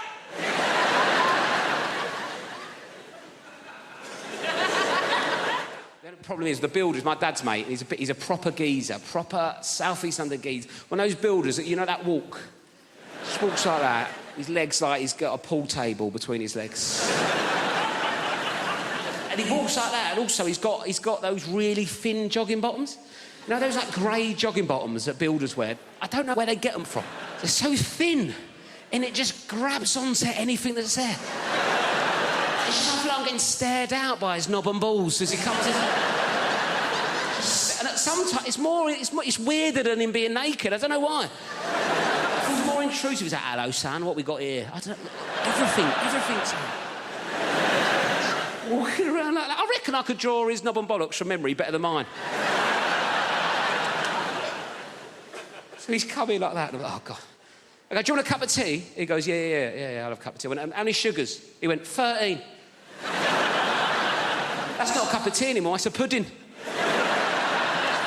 That's an angel delight of a tea bag, innit? 13 sugars, I'll make sticking it in. It's about £3 worth of sugar. He's only come round for a quote, it's already cost me. I put 14 in to test him. Give it him. He went, it's a bit sweet, isn't it? You winding me up, you know me on 13, you greedy bastard. Old type 2 Terry's come round and it's a bit sweet for him, is it? When are you going to do this job? I want it done before your foot comes off, all right?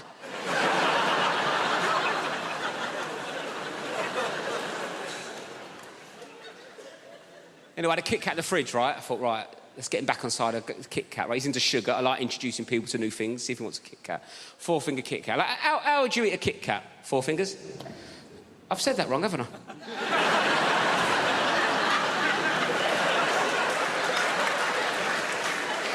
I thought you looked at me funny. Sorry, I said that like it was your name.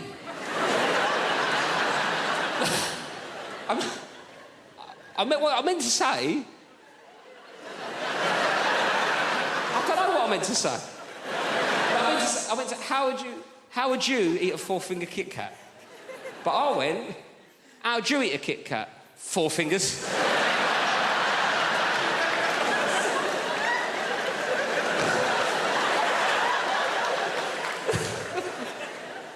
Oh, hello, 4 fingers, how's it going?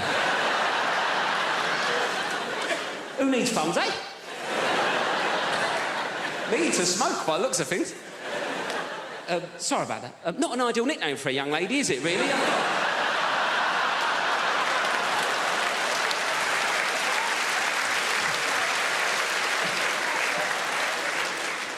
So what would you do? 1 finger at a time? Is that what you'd...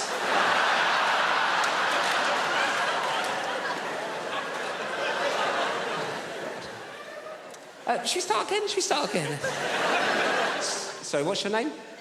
Anita. Nice to meet you, Anita. Sorry for calling you 4 fingers. Anyway, Anita, how do you eat a Kit Kat? That's what I was going for. 1 at a time. 1 at a time, right. 1 at a time's a normal approach to a 4th. Got it. Yes. Anyway, 1 at a time's a normal approach to a 4-finger Kit Kat, isn't it, right? I gave this builder a 4-finger Kit Kat. He picked it up, put the whole thing in his mouth at once. Bit into it like he was eating a bun. Dirty ogre sugar bitch. What kind of animal is one popping a 4-finger Kit Kat?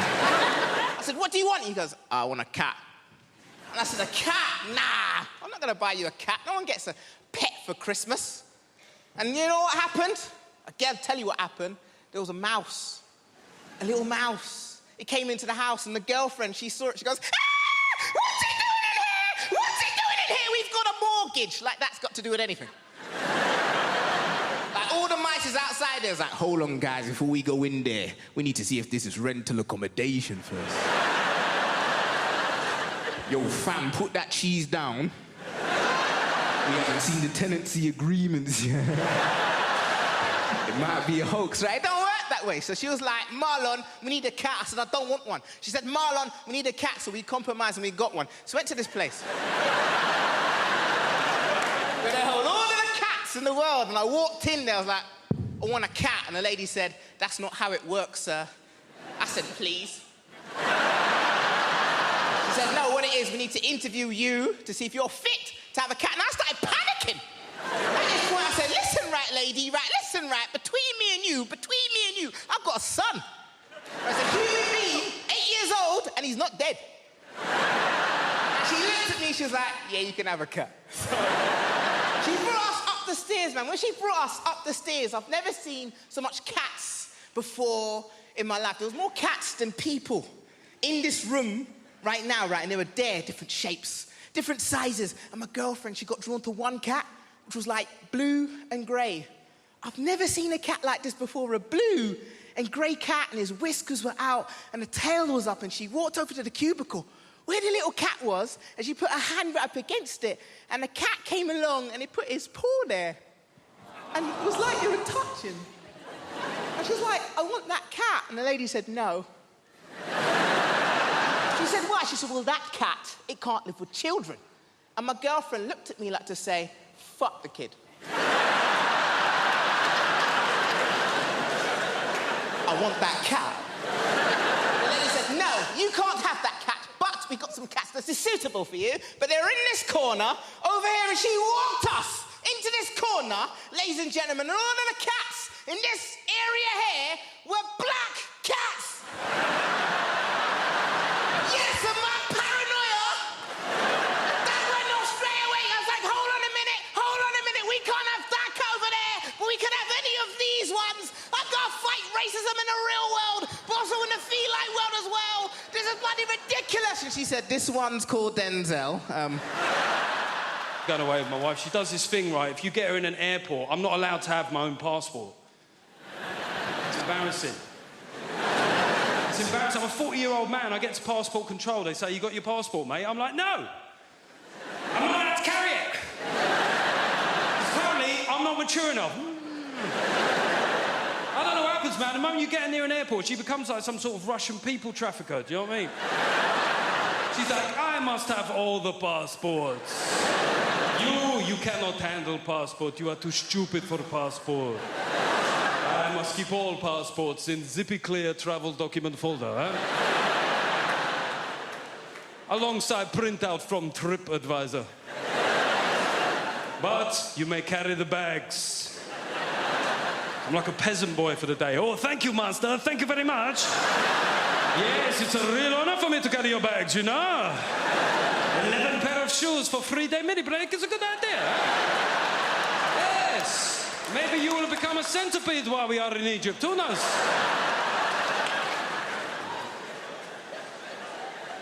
I went on a stag do recently. I went to the Munich Beer Festival. Has anybody here been to the Munich Beer Fest? Seemingly everybody. How many days did you go for, mate? No days. Got deported on arrival. We went for 7 days. We got there on a Monday, right? We had 6 straight days drinking, Monday through Saturday. And on the Sunday, we said, we've got to do something different, right? So we went to Dachau concentration camp. Yeah. It was a weird shout. There's no getting away from it. Could have gone go-karting. I said, no, let's do some World War II here. It took a long time to get there, and when we got there, it was shut. Now, yeah, it felt inconvenient. However, given the wider backdrop of historical suffering, I didn't necessarily think that my inconvenience was that big a deal, right? So I just thought I'll take it on the chin. But we had a mate of us called Tim, and Tim started popping off at the German security guard. He said, mate, it's a Sunday, yeah? It's a big tourist day. It's outrageous that it's shut. I said, to be fair, it's outrageous that it was ever open, you know what I mean? It's not...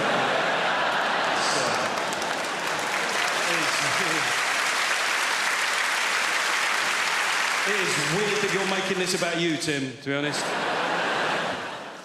People say dumb things, though, don't they? I was having a beer with my mate Wayne the other day, and Wayne likes to tell you where he was on the occasion of big historical news events that happened within our lifetime, right? So I mentioned 9/11, and Wayne went, 9/11, remember where I was that day? I was like, don't care where you were. I don't see how it's relevant. I don't see how your whereabouts on that fateful, terrible day will form some sort of meaningful historical footnote, Wayne. I'm being honest here. He looked hurt. He went, all right, where were you? He went, karate. I went, see, that's exactly the sort of trivial shit I was worried about, Wayne. He said, well, you know, I was in New York 6 months before that. Makes you think, doesn't it? I was like, no. No. To be honest, all it makes me think is I wish you'd been there 6 months later. Sorry.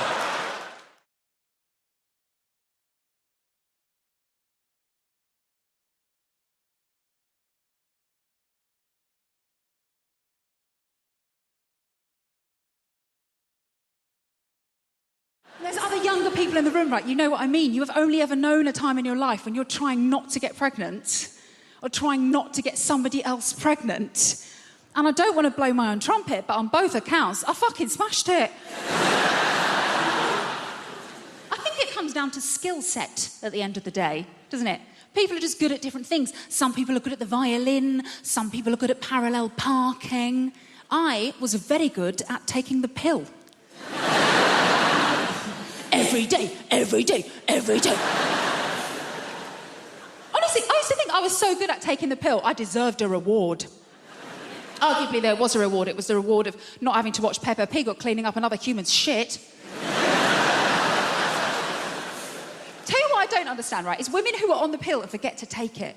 Don't get that. Because don't get me wrong, I forget things. I forget my keys, my wallet, the fact I'm married. Sure! But forgetting to take something that can prevent you from creating a human that could one day say, turn the machines off, is what she would have wanted.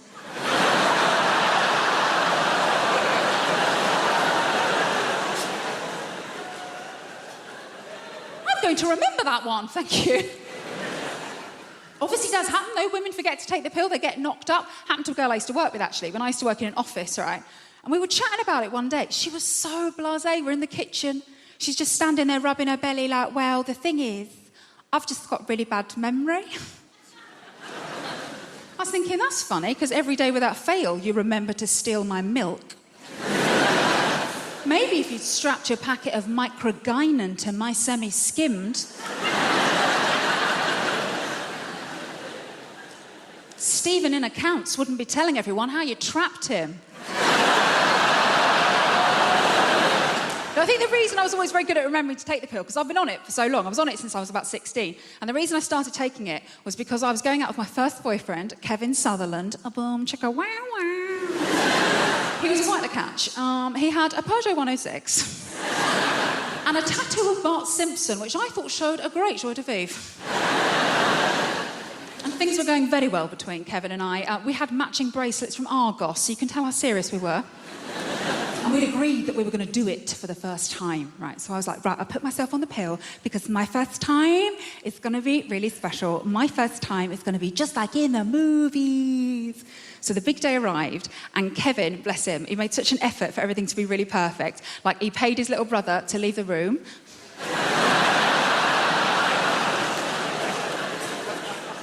To this day, the most romantic thing a man has ever done for me.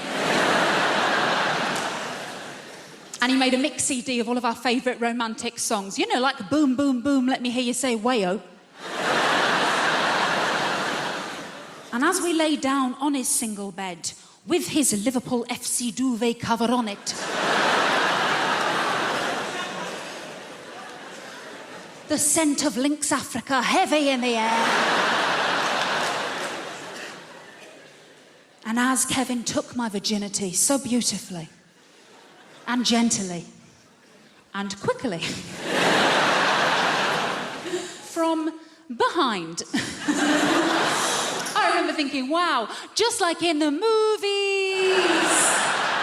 Obviously, it's quite difficult to make eye contact in that position, isn't it?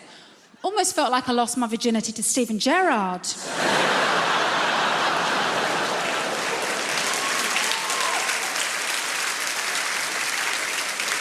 I'll never walk alone. I never will.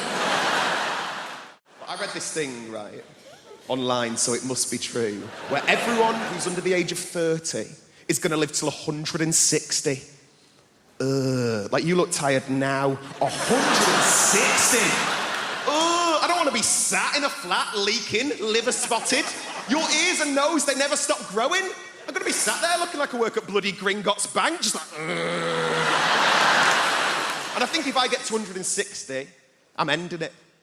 I don't know how you do it. What are you going to do? Sort of suffocate yourself with a bag for life? I reckon the best way, and maybe like a toaster in a bath situation, but it'd be one of those like sit-down baths with a chair and a door, and then you have to wait for it all to fill up. You put in a bit of native for a last bit of luxury, and then you go, oh shit, I forgot the toaster, and then you have to wait for it all to drain. You open the door, you go out onto the landing, down a stair lift, into the kitchen, you go, what the bloody hell have I come in here for? It's never going to happen.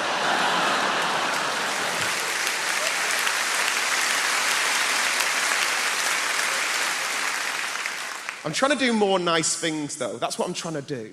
Because I've never really done anything with my life. I did a thing recently. I went to go and give blood for the first time. Has anyone ever done that? It's just one woman like, yeah, I did it today. It's amazing, but I thought you did it in like a hospital or like a sanitised medical centre. You don't. You do it in like a rugby club or like a methadone church, right?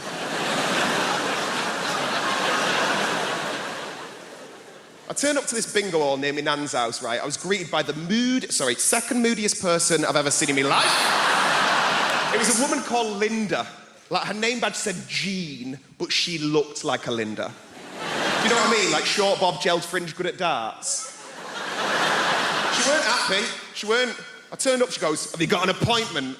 And I went, no. And she goes, have you filled out a form? And I went, no. And then she threw this form at me, and as I'm walking off, she goes, thank you very much for giving blood. We really appreciate it. Giving blood is the greatest gift anyone could ever receive. And I'm thinking, Linda's never been given a slow cooker. So, take this form, I start filling it out. I had to use this woman's eyeliner because Linda wouldn't lend me a pen. Just filling it all out. And as I said, the only reason I went to go and give blood is make myself feel like I'd done something with my life. And instead, I'm faced with all these very serious adult questions. It was things like, have you ever been to Africa? And I'm like, no. And he goes, have you ever had sex with a man? And I'm like, no. And he goes, have you ever had sex with a prostitute? And I thought, I've done fucking nothing with my life. Nothing. Have you injected drugs? Have you spoken drugs? Have you had any treatments in the last 6 months? I panicked. I went, oh, well, me and my mum have had facials off Groupon. Not the right answer. Weirdest question, are you HIV positive? I was like, what? Like, no. Like, if anything, I'm against it. And then they took me off into this room, and there's all these sort of like Sharons and Johns lay on beds with sort of needles in their arms. Like, it looked like a spa day for smackheads. Belt round my arm, not even a nice belt. They spanked it a bit, they told me to relax, and then they whipped out the biggest flipping needle I've ever seen in my life, and I just fainted. Completely fainted. I can hear all these muffled voices, and then I can hear Linda's bellowing voice just going, I knew he'd be a fainter. I'm like... By the time I'd come around, all these people are trying to help me out, and Linda just parted them. And her way of trying to make me feel better, her way of trying to make me feel like a proper grown-up was going, would you like a glass of orange juice and a biscuit? I was like, no, Linda, I want to have sex with an African gay man for money. That's what I want to bloody do.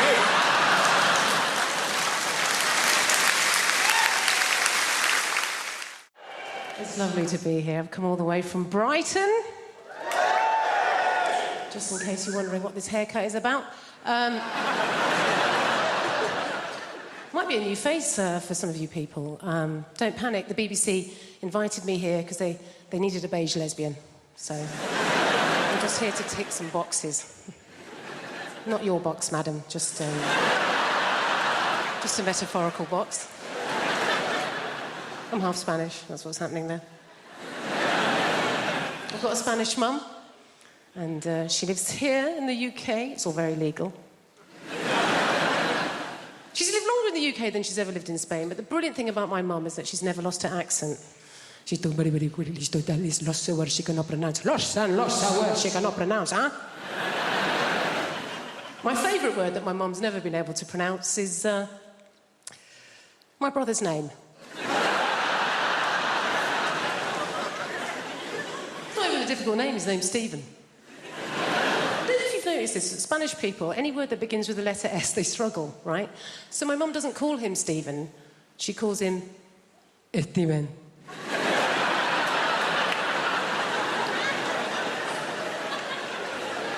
What's his name, Mum? Steven. Is it? Isn't it just Stephen? Even if I know his name is my son, it is Steven! You don't want to mess with my mum. She's not like British people here in this country. We can be quite passive-aggressive, can't we? She's just very aggressive woman. I don't know how my mum's never really coped in this country, and I think it's because, like a lot of Mediterranean people, she's quite loud, yeah? She's got one volume. It's like this. Hello! How are you? Whereas in this country, particularly if we're middle class, we tend to be low talkers, don't we? We don't like to raise our voices, do we? Why? Because we've got money.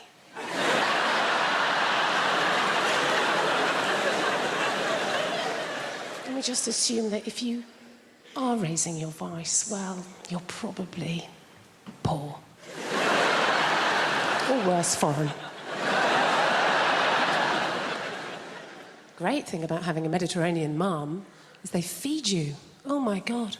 She's always feeding. That's her way of showing that she loves her children, is to feed us. You know, I can remember going around friends' houses, you know, like English mums. Go around an English mum's house and the conversation with mum's more like this. I think you've had enough. My mum will feed you till you puke. Anything can be going on in my life and my mum will relate it back to a meal that she's cooked. Do you know what I mean? Like, so good or bad, particularly if I'm depressed. If I phone up my mum and I've had a terrible day, yeah? I phone up my mum, conversation always goes like this. Oh, Jennifer, my God, I'm so sorry to hear that you're having a hard time right now. But you know what? Don't worry, okay? I made a soup. Come home. You sound hungry. I made a chicken curry, I made a lamb tagine, I made a casserole, Jennifer. I made some tortillas, some paellas, some curry, Jennifer. You love the curry. Maybe some meatballs, some pork ball, beef ball, aniseed ball, banana ball. You're a lesbian. You don't eat enough balls. Please, come home. Eat my balls. Do you love London? I love London. I feel like London is created by the people, right? Who are just crazy and sexy and ambitious. I got into an Uber the other day, not bragging, and I got into an Uber, and the driver, he said, would you like to have the radio on? And I was like, oh, I don't mind, it's up to you. And then he said, well, actually, I make my own music. Do you mind if I put some of that on? No, I don't. And then he put on Drake's new album. I wonder how often it works. I wonder how often there's a middle-aged white woman thinking, oh, well, he looks like Aladdin and he sounds like confidence personified. Pull over and jump in the back, Nikolai. I'm having a good life. I have recently started doing yoga, which is just change. Yes, woo for the yoga over there. Are you a team? Come to... I'm new to it. I love it. Yoga has changed my life. It's brilliant. Yoga is my new drug. My old drug was drugs. Which I'm not going to say anything positive about because it would be incredibly irresponsible. I'm not going to say anything positive about drug taking. What I will say is I didn't take MDMA until I was 32, and it was such a relief to know I could be happy. The equipment's broken. But yoga is nearly as good, and there's no downsides. It's given me a whole new language. My favourite new word is namaste. Yeah, it's a very old word, it's very sacred, and it means the yoga has finished now. And then you're allowed to leave. I think that the key to being happy as you get older is self-acceptance. Like, I have to accept things about myself now. Like, I'm 36, I thought I would have children by now, and I don't. In an ideal world, what I wanted to self-fertilise. I wanted to have children that were exactly my genetics so that I could show them to my parents and go, see, it was my childhood, they're fine. Science can't do that yet. And then I had a crazy day last month where I just thought, I'm just going to buy some sperm. I'm just going to buy some sperm off the internet. I've got a good job. I'm just going to buy some sperm. Guys, sperm is so much more expensive than I thought it was going to be. It is tens of thousands of pounds. We are all wasting a valuable resource. 17-year-old me would have been a millionaire if I'd learned how to catch it and chuck it in the freezer. It's a shock. I do think self-acceptance is the key. Like, there's things about myself I don't like, but I just have to accept now that they're not going to change. This is who I am. Like, so for instance, I don't like art. I think art is rubbish. I think lots of people think art is rubbish, but we're too worried of looking stupid, so we go along with it. I think that the worst art form is theatre. Right, okay, I can sense how unpopular this opinion is. Hear me out. I think theatre is diabolical. Look, I do, look, and also, I'm aware, if you are a performer of some kind, if you're an actor, look, please don't be offended. I don't mean being in the play. Obviously, if you're the person in the play that gets to put a wig on and walk up and down and move your arms and project your voice, saying things like, I think you'll find you're contradicting yourself, Alan. Fun. Having to watch it. Dear Christ.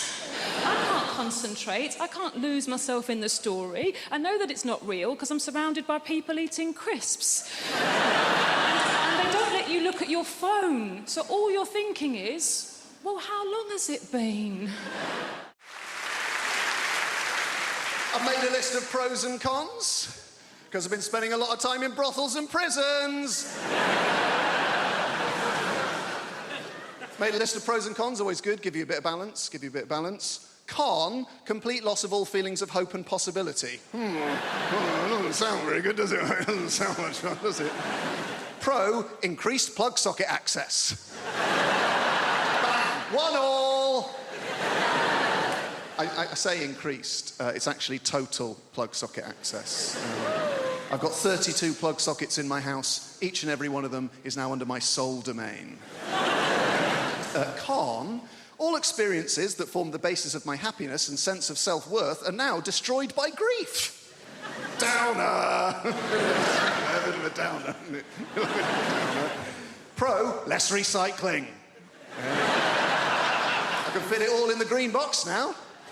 It's remarkable when you take into account just how much I'm drinking. Ooh. John, you're meant to heat mulled wine. All right, Your Highness, hand me the bottle and leave. Con, I'm gonna lose me house. Bit of fun. Pro, 25% off council tax. I was on that like a ferret. Dialing as the door slammed. And that's us fresh out of cons. The rest are just pros, guys. Yeah. Increased freezer space, all 4 drawers. Cheaper gas and electric. Reduced wear and tear on fixtures and fittings. And when I say reduced, I don't mean by half, because I was only ever responsible for about 10% of scuffs and spills. So we're looking at a net reduction of 90% in real terms. This is my favourite one. Ultimate control over where the iPhone charger cable is and why it is there. There was a time it would take hours to answer the questions, where is the iPhone charger cable and why is it there? Not anymore. Plugged in next to the bed, most convenient place to have it. Simple. Is it unplugged in the bathroom? No, it's not. It'd be a ludicrous place to keep it. There's no plug socket in the bathroom. Is it in the front pocket of a rucksack you no longer use? That'll be the last place you look. That'll be very frustrating. Is it plugged in on a train we have alighted from? No. It's plugged in next to the bed because that's the most convenient place to have it.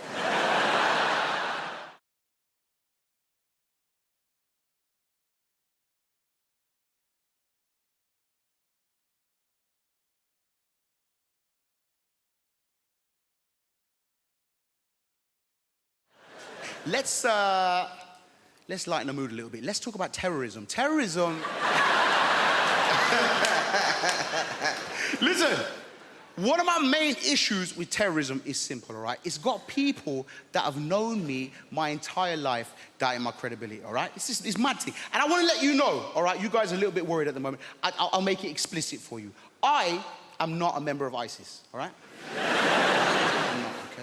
I have nothing to do with those people. I don't follow their ideology. That's because I've got 6 months left on my Al-Qaeda membership. Where do they go? My gosh. I'm going to get some water, all right? Flip me, innit? It was a bad choice wearing this heavy-ass jacket, you know what I mean? And you know what, actually? Ooh, it's squirting all over the place. I tell you what is the biggest threat to Muslims on the face of the planet today, all right? Dehydration. We cannot carry around clear liquids in a bottle anywhere, all right? Exactly. Dying up here on this stage, dying in airplanes, stressing me out. But the thing about, listen, hey, can I pop this here? Bro, can you have that? Thank you, my G. One of the worst things about terrorism is how it's got people doubting my credibility. People I've known my whole life, all right? I want to give you an example.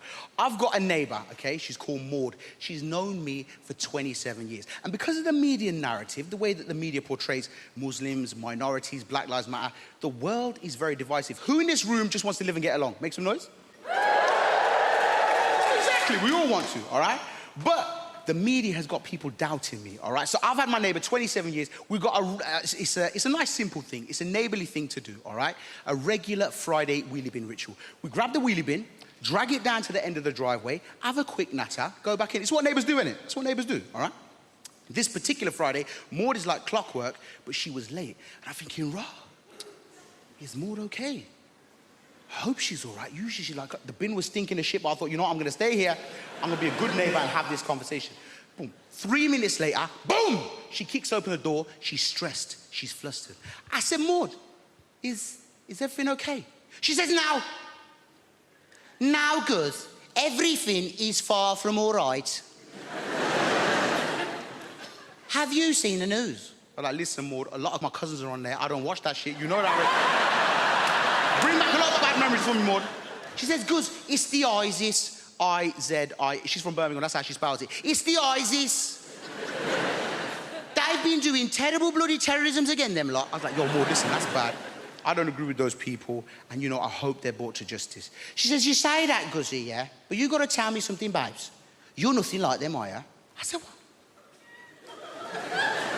Maud, you know me 27 years, baby.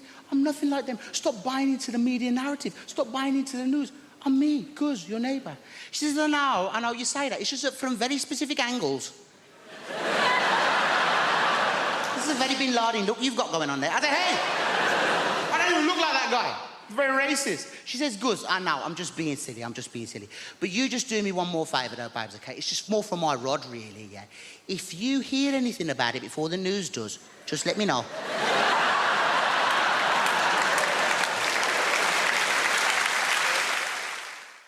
The problem is the builders, my dad's mate, he's a proper geezer, proper South East London geezer. One of those builders that, you know, that walk? Just walks like that. His legs like he's got a pool table between his legs. And he walks like that, and also he's got those really thin jogging bottoms. You know, those like grey jogging bottoms that builders wear? I don't know where they get them from. They're so thin, and it just grabs onto anything that's there. It's just, I feel like I'm getting stared out by his knob and balls as he comes in. And sometimes it's weirder than him being naked. I don't know why. It feels more intrusive. He's like, hello, son, what we got here? I don't know. Everything's walking around like that. I reckon I could draw his knob and bollocks from memory better than mine. So he's coming like that. And I'm like, oh, God. I go, do you want a cup of tea? He goes, yeah, I'll have a cup of tea. I went, how many sugars? He went, 13. That's not a cup of tea anymore, it's a pudding. That's an angel delight of a tea bag, innit? 13 sugars, I'll make sticking it in. It's about £3 worth of sugar. He's only come round for a quote, it's already cost me. I put 14 in to test him. Give it him. He went, it's a bit sweet, isn't it? You winding me up, you know me on 13, you greedy bastard. Old type 2 Terry's come round and it's a bit sweet for him, is it? When are you going to do this job? I want it done before your foot comes off, all right?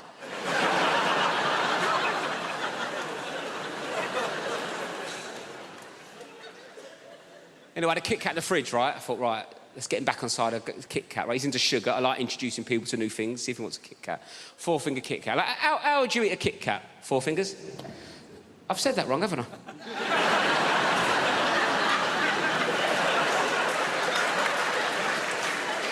I thought you looked at me funny. Sorry, I said that like it was your name.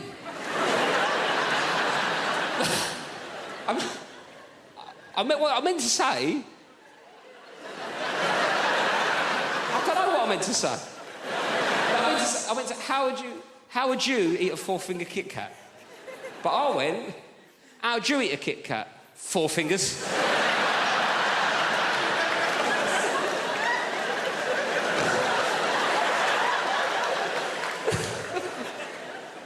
Oh, hello, 4 fingers, how's it going? Who needs thumbs, eh? Me to smoke by the looks of things. Sorry about that. Not an ideal nickname for a young lady, is it, really?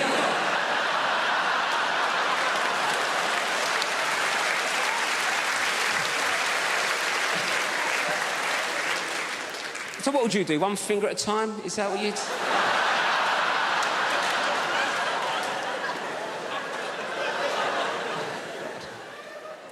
Should we start again? Sorry, what's your name? Anita. Nice to meet you, Anita. Sorry for calling you 4 fingers.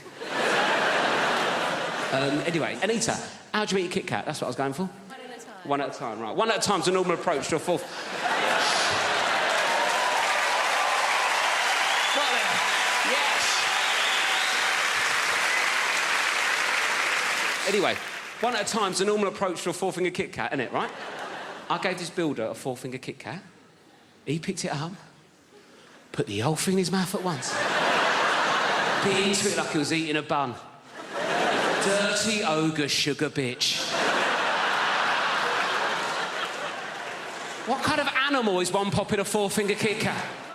This year, I did no lilt February. Thank you. I know, it sounds impossible, but you take it one day at a time. Did I have any today? No, you're a legend. It gets hard around the middle of the month, you get the cravings. It's called lilt guilt. You're like, oh, I bloody love some lilt.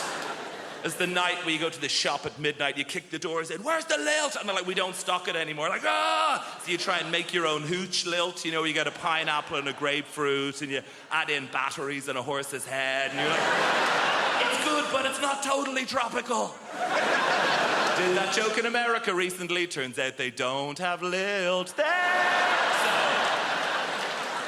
So, this is it. This is all I do. Imagine if this was your actual... I go like blah, blah, blah, and you go, ah, ha, ha, ha, money. Can't believe I get away with it. You do actual, proper London jobs. You know, like blacksmith, you know? Farrier. Brunch DJ. The big three. I tell you, I do not trust. People who work in offices, I know, right? What are they doing? Nothing takes that long. They're planning something. They must be. Do you know? Do you ever call in to visit your friend in an office unexpectedly? Everyone just shits themselves. They're like, what's he doing here? Cover the screen, lie across the spreadsheet, get him out. Kind regards, warm regards, best. That's how they talk.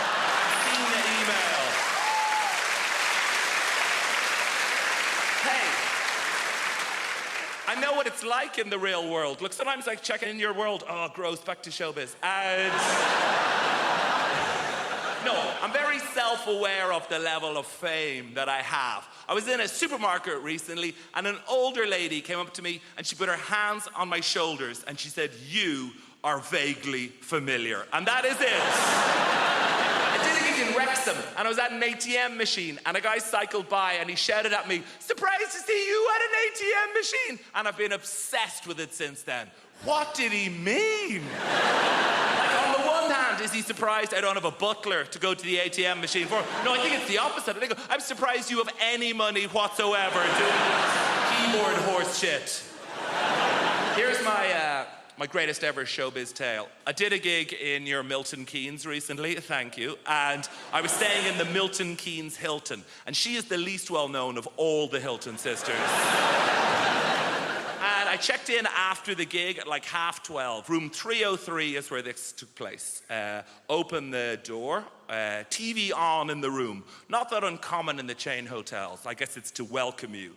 But get this, on the TV is me playing the shitty keyboard on some show.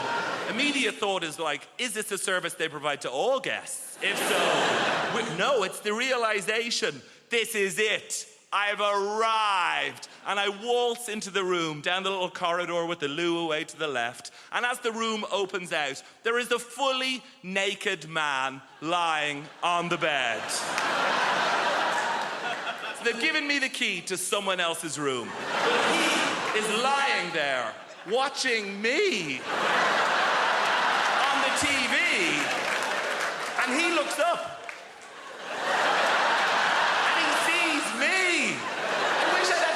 To think of something smart. What I say is like, oh shit, sorry man. I could have said anything and I'd be a legend. I could have been like, oh, you enjoying this? Ah, no boner. And just walked out of it.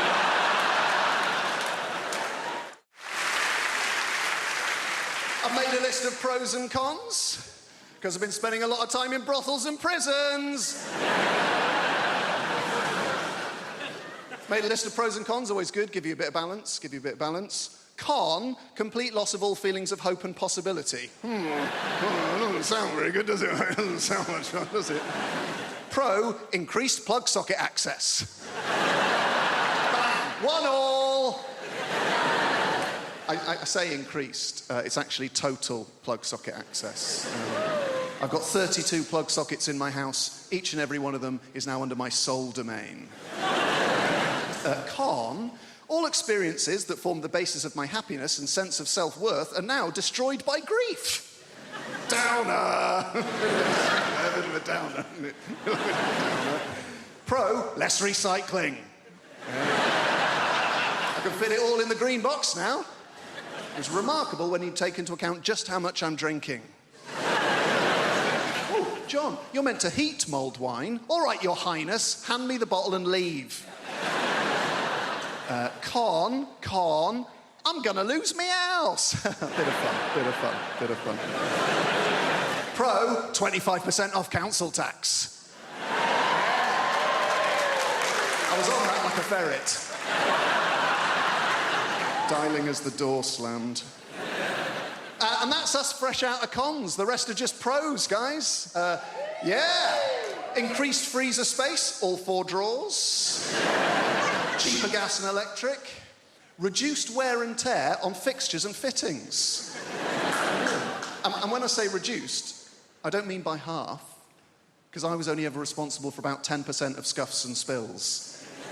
So we're looking at a net reduction of 90% in real terms. This is my favourite one. Ultimate control over where the iPhone charger cable is and why it is there. There was a time it would take hours to answer the questions, where is the iPhone charger cable and why is it there? Not anymore. Plugged in next to the bed, most convenient place to have it. Simple. Is it unplugged in the bathroom? No, it's not. Be a ludicrous place to keep it. There's no plug socket in the bathroom.